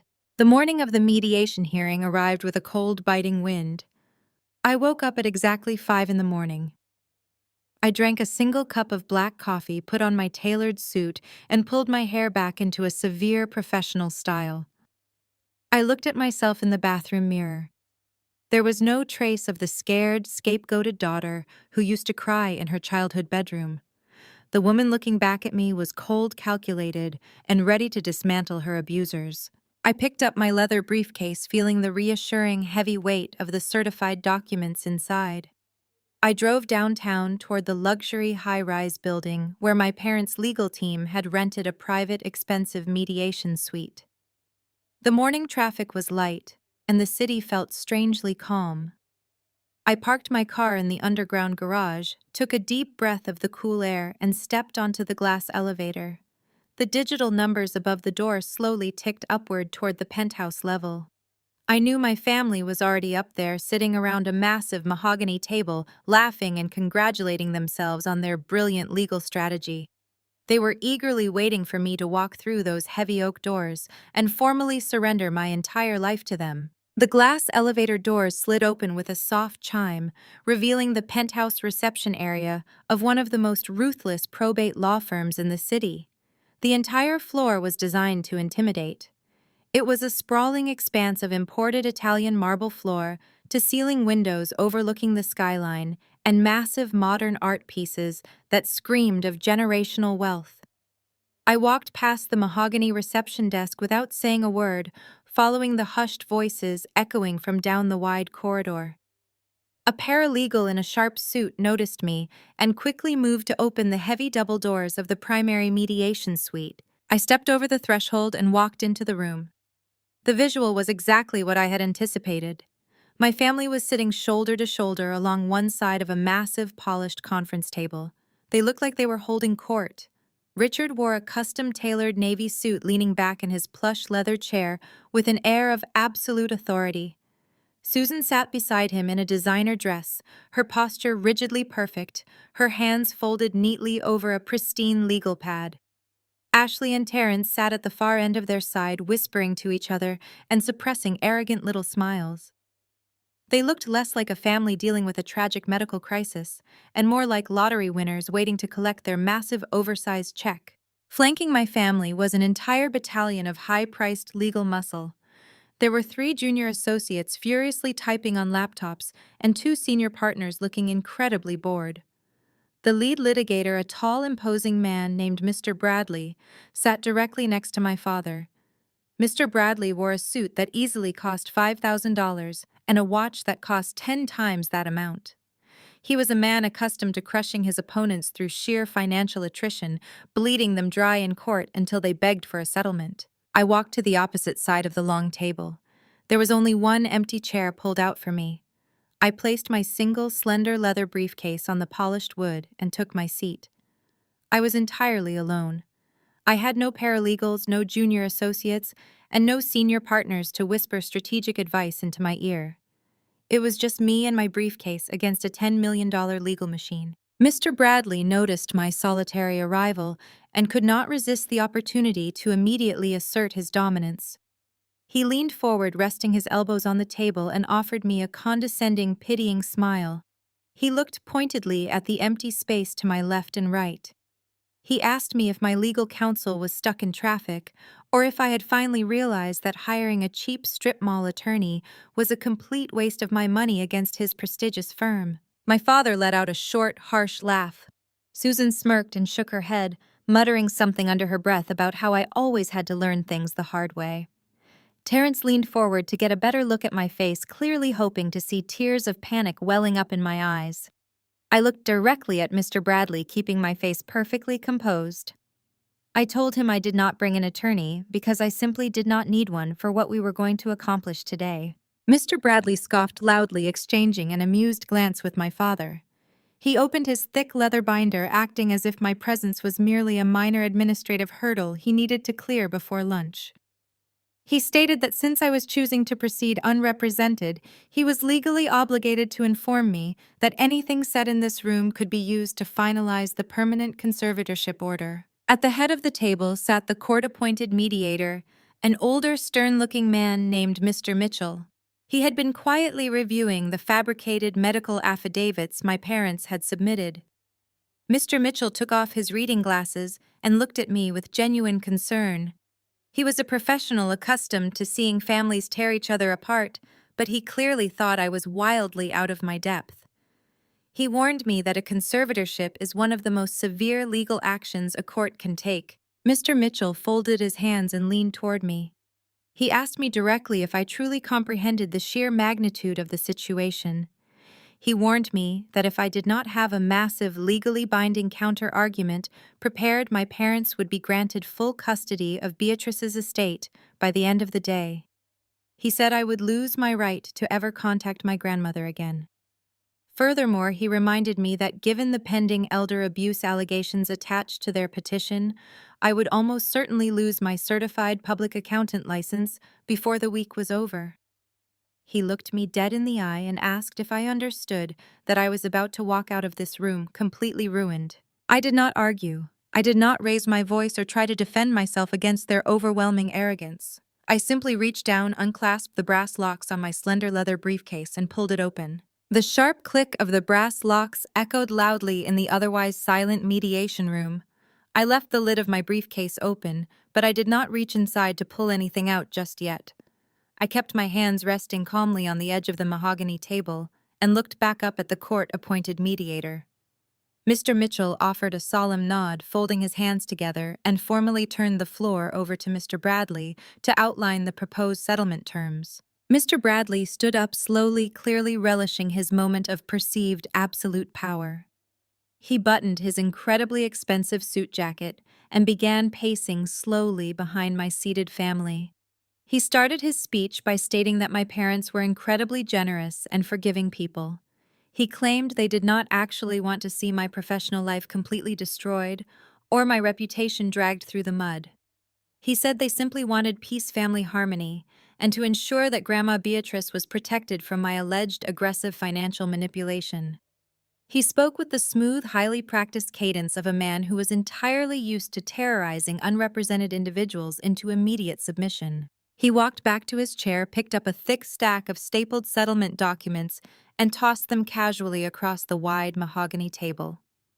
The heavy paper slid smoothly across the polished wood and stopped right in front of my open briefcase.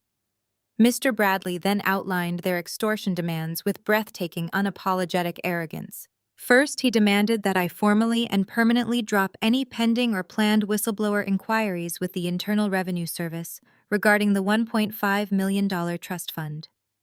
He stated confidently that the money was legally reallocated for the collective good of the family years ago, and any potential tax implications were absolutely none of my business. Second, he demanded I sign a legally binding waiver right there in the room, permanently surrendering any and all future rights claims or inheritance attached to Beatrice's entire $10 million estate. When he read this specific demand, my father nodded firmly. Richard kept his eyes locked onto mine with a greedy, terrifying intensity, silently commanding me to obey. Finally, Mr. Bradley insisted I sign a comprehensive, ironclad gag order. Under this non-disclosure agreement, I would be legally forbidden from ever discussing my parents Terrence's fraudulent businesses or the stolen trust fund with anyone, including the media, the authorities, or even my own grandmother. Mr. Bradley explained that if I agreed to these incredibly draconian terms, my parents would graciously withdraw the elder abuse allegations currently threatening my certified public accountant license. They would save my career provided I allowed the emergency conservatorship over Beatrice to proceed entirely unopposed. I glanced down the long table at Ashley. She had her elbows resting casually on the polished wood, her hands clasped together in front of her face. But my trained eyes caught a subtle detail. I noticed the camera lens of her cell phone poking out just barely from beneath the sleeve of her oversized cashmere sweater. A tiny green indicator light reflected faintly off the shiny mahogany table. She was secretly recording the entire mediation session. Ashley was eagerly waiting for me to break. She desperately wanted to capture the exact moment I started crying, begging for my career and submitting to their authority. She wanted digital proof of my defeat so she could play it back for her wealthy friends and permanently validate her fake victim narrative. Susan and Richard sat up straighter in their chairs, physically bracing themselves to enjoy the sight of my tears. Terrence flashed a wide, victorious grin, entirely convinced that his legal nightmare was finally over. Mr. Bradley finished his grand, intimidating speech. He sat back down in his plush leather chair, steepled his manicured fingers together, and asked me if I was ready to pick up the pen, sign the papers, and walk away with what was left of my dignity. The entire penthouse suite went dead silent. The heavy air in the room felt thick and suffocating. The battalion of lawyers, the mediator, and my entire family were all staring directly at me, waiting for the inevitable emotional collapse. They expected me to shatter under the immense weight of their combined financial and legal pressure. I did not reach for the pen. I did not even look at the stack of settlement documents resting in front of me. I kept my posture perfectly straight. I looked directly across the wide expanse of the table, bypassing my gloating parents entirely, and locked eyes with their high-priced litigator. I asked Mr. Bradley in a voice so quiet and terrifyingly steady that it made the mediator instantly sit up straight in his chair if he was personally aware of the mandatory federal and state penalties for committing perjury and intentionally defrauding a probate court. Mr. Bradley's confident smile faltered for a fraction of a second, but he quickly recovered, letting out a dismissive, arrogant chuckle. He leaned back in his plush leather chair, crossing his legs, and told me that thinly veiled legal threats were simply not going to work in a professional setting. He stated that his prestigious firm had thoroughly vetted the medical affidavit signed by their designated doctor, and any amateur attempt to challenge it would simply be a massive waste of the court's valuable time. He firmly advised me to stop playing ridiculous games and sign the settlement documents immediately before he decided to revoke their generous offer entirely and proceed with a trial. The court-appointed mediator, Mr. Mitchell, watched me closely, waiting to see if I was bluffing. I was not. I reached into my open briefcase and pulled out the crisp leather portfolio containing my undeniable counter-evidence. I unclasped the binding and extracted the 3 thick, heavily sealed envelopes I had received from the private courier earlier that morning. I did not slide them across the table to my parents or their arrogant lawyer. Instead, I handed them directly to the court-appointed mediator. I told Mr. Mitchell that before we proceeded with any discussions regarding permanent gag orders or surrendered inheritance rights, the court urgently needed to review the most recent highly accurate medical data regarding my grandmother's cognitive health. I kept my voice perfectly level as I explained exactly what was inside those heavy envelopes. I stated that over the past 48 hours, Grandma Beatrice had been extensively evaluated by 3 separate, independent, and highly respected board-certified neurologists. I made sure to emphasize the word independent, looking directly into my father's eyes when I said it. I explained that these top-tier doctors were completely blind to the pending legal litigation, had absolutely no financial stake in the outcome, and had never been associated with my family. They conducted hours of rigorous cognitive testing, memory evaluations, and complex psychological profiling right inside her private suite. Mr. Mitchell carefully broke the red tamper evidence seals on the envelopes and began reading the first official report. I did not wait for him to finish reading before I delivered the devastating results to the rest of the room. I announced loudly that Grandma Beatrice did not just pass her medical evaluations. She demonstrated a cognitive baseline that placed her in the top percentile for her advanced age group. She possessed complete financial literacy, perfect spatial reasoning, and absolute psychological clarity. I looked right at Mr. Bradley and told him that my grandmother was currently mentally superior to every single person sitting at this mahogany table. Then I turned my absolute attention to my parents. Richard's face was beginning to flush a deep, angry shade of purple. Susan looked like she had stopped breathing entirely, her hands gripping the edge of the table. I pointed a steady finger right at them. I told the room that my parents had knowingly and maliciously submitted a completely fabricated medical affidavit to a civil court judge. I explicitly detailed how they had paid a corrupt corporate doctor to sign a preliminary diagnosis without ever stepping foot inside Beatrice's nursing home or speaking to her directly. I stated clearly that their desperate actions constituted severe perjury and a coordinated conspiracy to defraud a probate court of law. Mr. Mitchell finished scanning the first comprehensive report.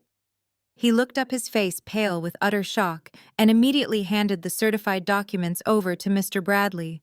The arrogant litigator snatched the papers, his eyes darting frantically across the page as he read the undeniable medical conclusions and saw the raised notary seals from three of the most respected neurologists in the entire state. The transformation of Mr. Bradley was instantaneous and highly satisfying to witness. The healthy color completely drained from his face.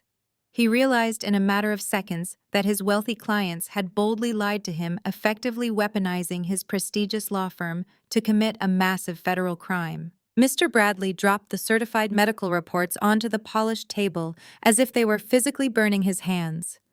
He stood up so quickly that his heavy leather chair violently hit the glass wall behind him. He did not say a single word of defense to my parents.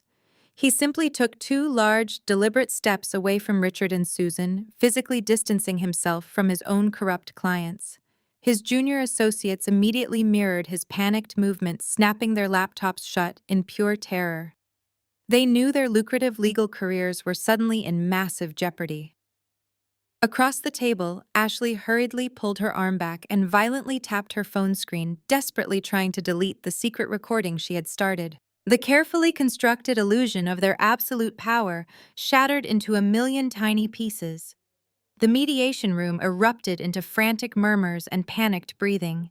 Richard slammed both of his heavy hands down on the mahogany table, his face twisted into a terrifying mask of pure, desperate rage. He opened his mouth to scream at me, preparing to launch into another tyrannical tirade about respect and obedience, but I did not let him speak. I raised my hand, cutting him off completely. I looked him dead in the eyes and delivered the final blow. I told him I am not here about the conservatorship. That was just to get you all in one room. The sheer weight of my statement hung heavily in the air. Richard's mouth snapped shut. He looked around the room, suddenly realizing that the opulent mahogany table and the sweeping city views offered absolutely no protection from what was about to happen. The entire conservatorship petition, the emergency hearing, the expensive legal threats, it had all been orchestrated by me to ensure every single guilty party was sitting in one confined space. I reached back into my open leather briefcase. The medical evaluations were completely forgotten as I pulled out a new, much thicker stack of documents. These papers did not have medical letterheads. The top page of each file bore the unmistakable heavy blue ink stamps of the Internal Revenue Service, Criminal Investigation Division, and the Federal Bureau of Investigation. I dropped the heavy files onto the polished wood. The resounding slap made Terrence physically jump in his seat. I looked directly at my brother-in-law and my father, letting my professional accounting persona take complete control of the room. I told them that while they were busy fabricating medical emergencies to steal a $10 million estate, I was busy doing what I do best. I audited them. I opened the first federal file and methodically detailed the exact financial anatomy of their crimes. I started with the original $1.5 million trust fund theft. I read aloud the specific routing numbers used to move my inheritance into their joint holding account 10 years ago. Then I traced the capital. I explained exactly how Richard and Terrence collaborated to establish 3 separate limited liability companies registered in Delaware. I looked at Terrence and explained how he deliberately bankrupted those tech startups, classifying the stolen money as massive corporate losses to evade federal taxes. Susan gasped, looking wildly at my father, clearly unaware of the sheer depth of the illegal tax evasion scheme her husband had constructed. I pulled out a ledger printout and highlighted the outgoing corporate transfers. I read the exact dates and the exact dollar amounts sent to the offshore accounts and the private consulting firm registered to the 22-year-old model in Miami. Ashley buried her face in her hands, her shoulders shaking violently, as the undeniable reality of her shattered marriage was broadcast in front of federal legal documents. Terrence frantically shook his head, stammering that the documents were forged and that I was making it all up. I completely ignored his pathetic denials. I looked down at the ledger and read off 3 specific federal transaction identification numbers, challenging him to explain how I could possibly forge highly classified banking codes. I turned my attention back to my father. I explained that by intentionally moving stolen trust fund money across state lines to fund fake corporate entities, they had not just committed basic tax fraud, they had committed massive, coordinated federal wire fraud. Richard slumped back in his plush leather chair. The tyrannical patriarch, who had controlled our family through fear and financial manipulation for decades, suddenly looked incredibly small and terrified. He looked at Mr. Bradley silently, pleading for his expensive litigator to intervene to find a legal loophole or to aggressively shut me down. But Mr. Bradley stood firmly against the glass wall, his arms crossed tightly across his chest. The elite lawyer flatly refused to make eye contact with my father, clearly recognizing that defending a blatant federal wire fraud conspiracy was a fast track to losing his own license to practice law. They were completely abandoned, stripped of their protective armor, and exposed to the harsh light of absolute accountability. I slowly leaned forward, resting my forearms heavily on the polished mahogany table. I looked at the terrified faces of my family members. I explained that as a certified public accountant, I had a strict legal and ethical obligation to report major financial crimes. But I did not just pick up the phone to call an anonymous tip line. I informed them that 48 hours ago, I sat inside a secure federal building with 2 senior agents from the Financial Crimes Division. I explained the whistleblower program to them. I told them that the government heavily rewards financial professionals who can successfully map out complex money laundering operations. Richard desperately tried to speak, his voice trembling, asking me if I had reported his personal accounts. I offered him a cold, completely emotionless smile. I looked him dead in the eyes and delivered the ultimate final blow. I revealed that I did not just report their suspicious activities. I had handed the Federal Bureau of Investigation and the Internal Revenue Service their entire unredacted financial ledger, complete with every single forged signature and illegal offshore transfer they had executed over the past 10 years. The silence in the room became absolute, a suffocating vacuum where their arrogance used to be. My father stared at me, his eyes wide and unblinking, trying to process the magnitude of what I had just said. He opened his mouth perhaps to threaten me one last time or to call my bluff, but no words came out. The reality of the federal government possessing their complete unredacted financial history was simply too massive to fight. I leaned back in my chair and folded my hands neatly on my lap. I told them that the wheels of federal justice might usually turn slowly, but they move with terrifying speed when presented with undeniable proof of a multi-million-dollar wire fraud conspiracy. I looked at my watch. It was just past 11 in the morning. I informed the room that at exactly 8 o'clock this morning, a federal judge signed a comprehensive asset freeze order based on the evidence I provided. I turned to my father first. I told him that as of 3 hours ago, every single bank account associated with his name, his social security number, and his corporate entities was officially frozen by the Internal Revenue Service. His massive retirement funds, his private investment portfolios, and the joint checking accounts he shared with my mother were completely locked down. The millions of dollars he had hoarded and stolen over the years were now inaccessible, securely held by the United States government pending a full criminal audit. Susan let out a short, high-pitched gasp. She frantically reached into her designer handbag and pulled out her cell phone. Her fingers trembled violently as she opened her mobile banking application. I watched her face drain of whatever color it had left. The screen flashed a bright red error message indicating that her accounts were suspended and she needed to contact her branch manager immediately for compliance review. She dropped the phone onto the mahogany table as if the device itself had burned her. I then turned my attention to Ashley. She was already staring at her own phone in pure panic. I told my sister that the financial freeze extended directly to her and Terrence as well. I explained that because her luxury 6-bedroom mansion and her 2 imported sports cars were purchased using stolen trust fund money that had been illegally laundered through shell companies, the Federal Bureau of Investigation had officially classified them as assets purchased with the proceeds of criminal activity. I told her that federal agents were likely changing the locks on her front door and impounding her vehicles at this very moment. Her perfect, wealthy lifestyle was completely gone, evaporated into thin air before lunch. Ashley burst into heavy, hyperventilating sobs. She grabbed Terrence by the lapels of his custom suit, violently shaking him and screaming at him to do something to call his investors to fix the massive disaster he had caused. But Terrence was completely paralyzed. He stared blankly at the polished wood table, his chest heaving rapidly. He knew better than anyone that you cannot negotiate with a federal asset freeze. He knew his fake empire was entirely ruined. Richard finally found his voice. It was a weak, pathetic rasp. He looked up at Mr. Bradley, his highly paid corporate litigator, and begged him to file an emergency injunction to unfreeze their funds. He pleaded with the lawyer to stop the federal government from taking everything he had worked his whole life to accumulate. Mr. Bradley did not offer a single word of legal advice. Instead, he quickly reached down and snapped his leather binder shut. He looked at my father with utter disgust and stated that his law firm does not represent clients actively engaged in federal wire fraud and international money laundering.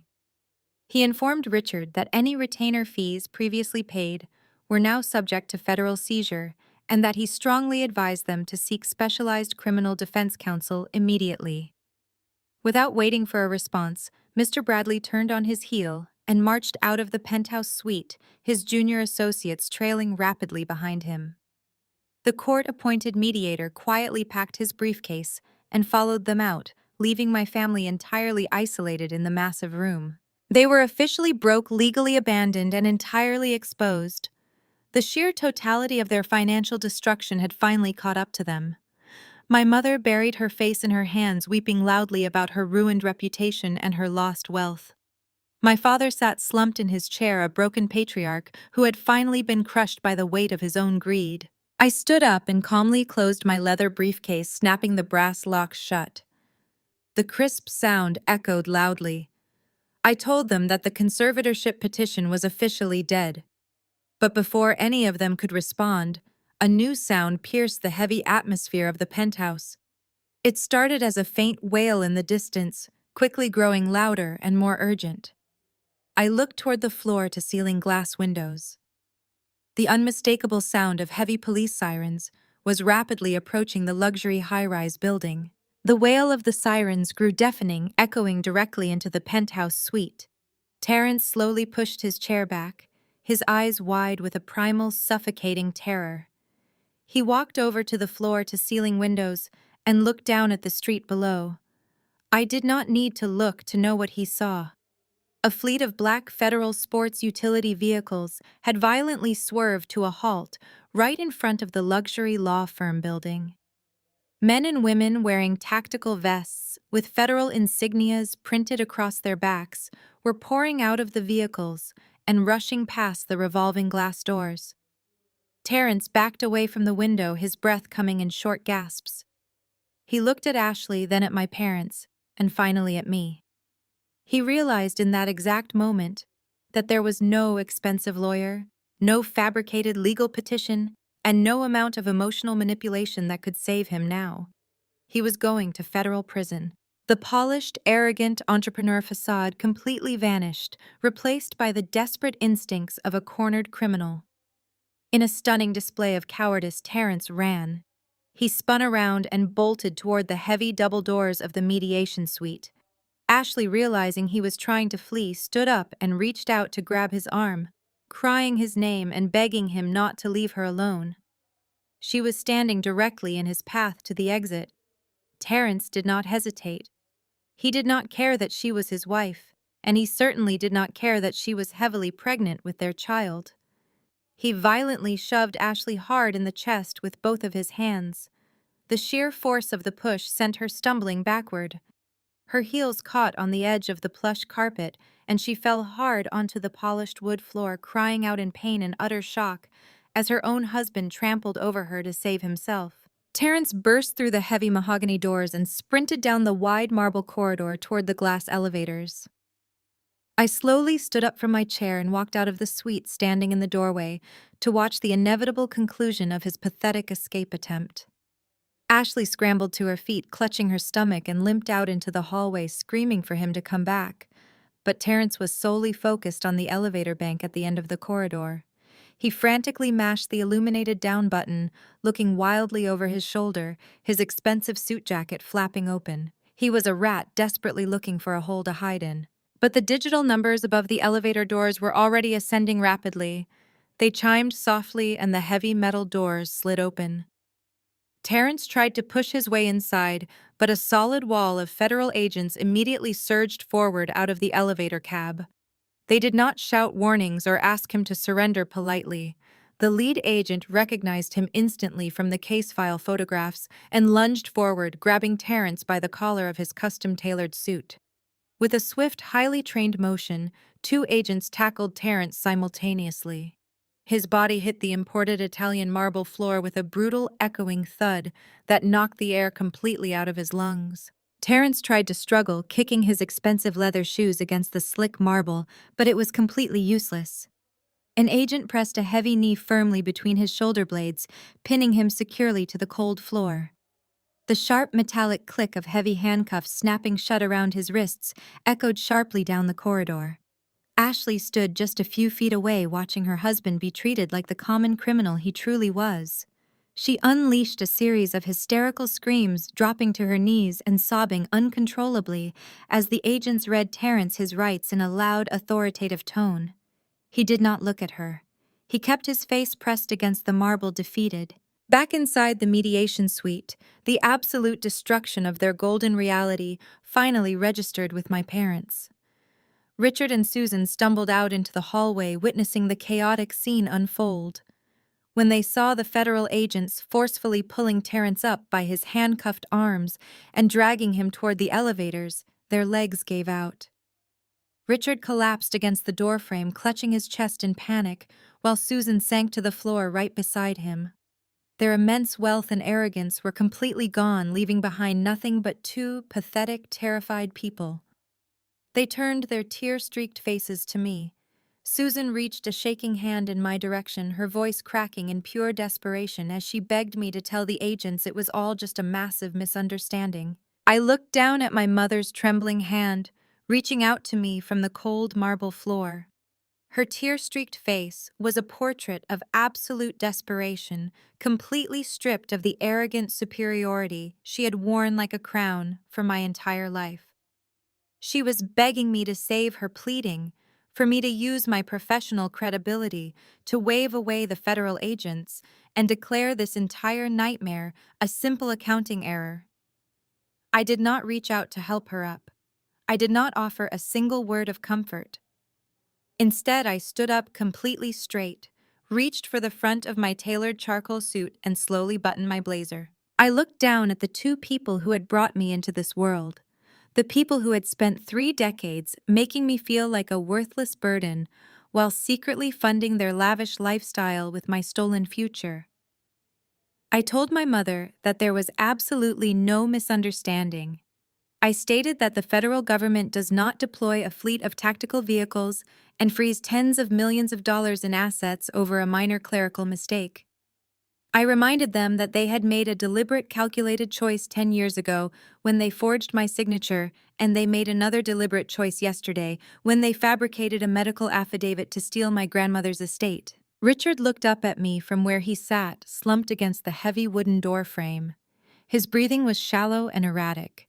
He asked me in a weak, defeated whisper why I had chosen to destroy my own family. He accused me of being vindictive, claiming that even if they went to federal prison, I would still be left with absolutely nothing, because the government would seize the entire trust fund, along with their personal wealth. He tried to find one last shred of victory in the idea that my financial ruin was tied directly to theirs. I offered my father a cold, hollow smile. I told him he was fundamentally misunderstanding how the federal justice system works for financial professionals. I explained that I did not file a civil lawsuit against them because I had absolutely no desire to spend the next 5 years paying expensive lawyers to fight them in probate court for a tiny fraction of my stolen inheritance. I chose a much cleaner, much more devastating route. I walked him through the exact mechanics of the Internal Revenue Service whistleblower law. I kept my voice perfectly steady, ensuring every single word echoed clearly in the silent hallway. I explained that when an individual provides the federal government with original, actionable information leading to the successful prosecution and recovery of massive tax evasion and wire fraud, that individual is legally entitled to a mandatory financial reward. I stated that the standard government payout is 15% of the total recovered stolen assets, massive unpaid taxes, and severe criminal penalties. I watched my father's eyes widen in sheer horror as my words finally penetrated his panicked mind. I broke down the math for him right there on the floor.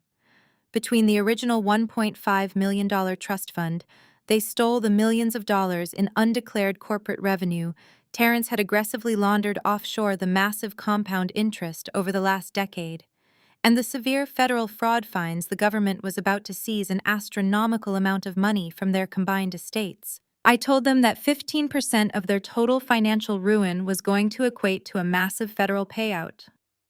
I explained that I was getting my $1.5 million back and likely a substantial amount more. But the true beauty of the situation was that the money would be entirely clean, completely legal, and paid directly to me by the United States Treasury from the exact assets they were seizing from my family today. They were literally funding my permanent financial independence through their own criminal prosecution. Susan let out a horrifying guttural wail. She realized that I had not just defeated them. I had legally profited from their destruction, using the exact same professional skills they had spent years mocking. The ultimate irony was that their own greed had fully financed my ultimate victory. At that moment, two federal agents stepped past the chaotic scene at the elevator bank and walked purposefully toward the mediation suite. They stood over my parents, their expressions hardened and strictly professional. The lead agent looked down at my father, verifying his legal identity before firmly pulling him up by his expensive suit jacket. Another agent reached down and hoisted my mother to her feet. I took a deliberate step back, clearing the path for the authorities. The lead agent pulled a pair of heavy steel handcuffs from his tactical belt. He looked directly at Richard and Susan, his voice booming down the quiet hallway, and began reciting their Miranda rights. He told them they had the right to remain silent, a right they should have exercised long before they decided to forge federal documents. I listened to the agent state that anything they said could and would be used against them in a court of law. I picked up my slender leather briefcase from the mahogany table. I walked right past my parents as the cold steel cuffs clicked shut around their wrists. I walked toward the glass elevator, stepped inside, and pressed the button for the lobby. The heavy metal doors slid shut, and I did not look back. When those heavy metal doors slid shut, the silence inside the elevator felt completely different than the suffocating quiet of my childhood. It felt like absolute freedom. I stepped out into the bustling lobby of the financial district, pushed through the revolving glass doors, and took a deep breath of the crisp city air. The oppressive weight I had carried on my shoulders for my entire life was finally gone. Fast forward 14 months. The federal justice system moves slowly, but it crushes everything in its path with absolute certainty. The subsequent trial was highly publicized in the local financial circles, though I never even had to take the witness stand. The extensive paper trail I provided to the federal agents was so incredibly airtight that Terrence and my father were ultimately forced to accept strict plea deals to avoid maximum sentencing. Richard was sentenced to 7 years in federal prison for conspiracy and wire fraud. Terrence received 12 years, his sentence severely aggravated by the sheer scale of his offshore money laundering and his cowardly attempt to flee. The government systematically seized all of their assets, including Ashley's sprawling luxury mansion, her sports cars, and my parents' entire estate. Susan and Ashley were left with absolutely nothing. They were forced to move into a tiny 2-bedroom rental apartment on the extreme outskirts of the city, relying entirely on whatever scraps they could salvage from bankruptcy court. True to their word, the Internal Revenue Service successfully processed my whistleblower reward. 15% of a multi-million-dollar fraud syndicate is a staggering amount of money. It was far more than the original $1.5 million trust fund they stole from me. It was clean, heavily taxed, and entirely legitimate wealth deposited directly into my secure accounts by the United States Treasury. It was a beautifully sunny, crisp Tuesday afternoon when I pulled my brand new midnight blue Porsche Panamera into the circular driveway of the Oak Ridge Estates Assisted Living Facility. I parked right in front of the grand entrance, leaving the powerful engine purring softly. The automatic sliding doors opened and out walked Grandma Beatrice. She looked absolutely radiant. She was wearing a stylish silk scarf, oversized sunglasses, and leaning lightly on a silver-tipped walking cane. When she saw the sleek sports car, a wide, genuine smile spread across her face. She walked up to the passenger side, let out a loud, joyous laugh, and tapped her cane against the pristine pavement in approval.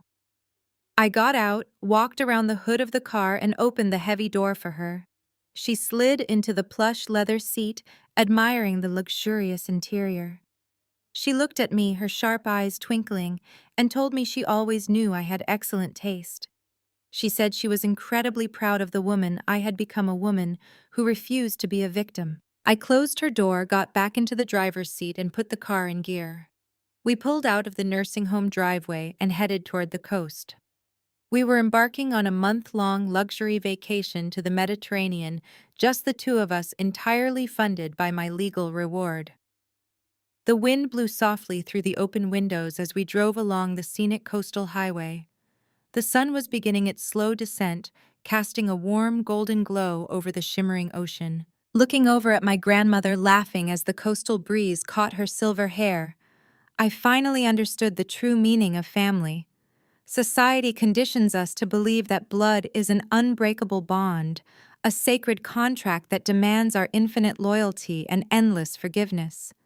We are told to keep the peace, to turn the other cheek, and to accept the abuse, because family is everything. But that is a toxic lie designed to keep destructive cycles spinning. True family is not determined by a shared last name or genetic coincidence. It is defined by mutual respect, unwavering support, and the fundamental desire to see each other thrive. Sometimes the most loving thing you can do for yourself is to completely sever the infected branches of your family tree. You have to cut out the toxic roots so the healthy parts of your life can finally have the space to grow. My parents tried to bury me to build their fake empire, but they forgot I had the tools and the intelligence to dig myself out. If you are watching this and dealing with a family that constantly belittles your worth, steals your peace, or manipulates your loyalty, I want you to know that you do not have to stay in the dark. You hold the pen to your own story, and you have the absolute right to rewrite the ending. You can walk away, and you can win. Have you ever had to walk away from a toxic family member to protect your own future? I would love to read your stories in the comments below. If my journey resonated with you, please hit the like button and subscribe to the channel for more stories of resilience and justice. Thank you so much for joining me today. Remember to always protect your peace, know your worth, and never be afraid to let the truth shine.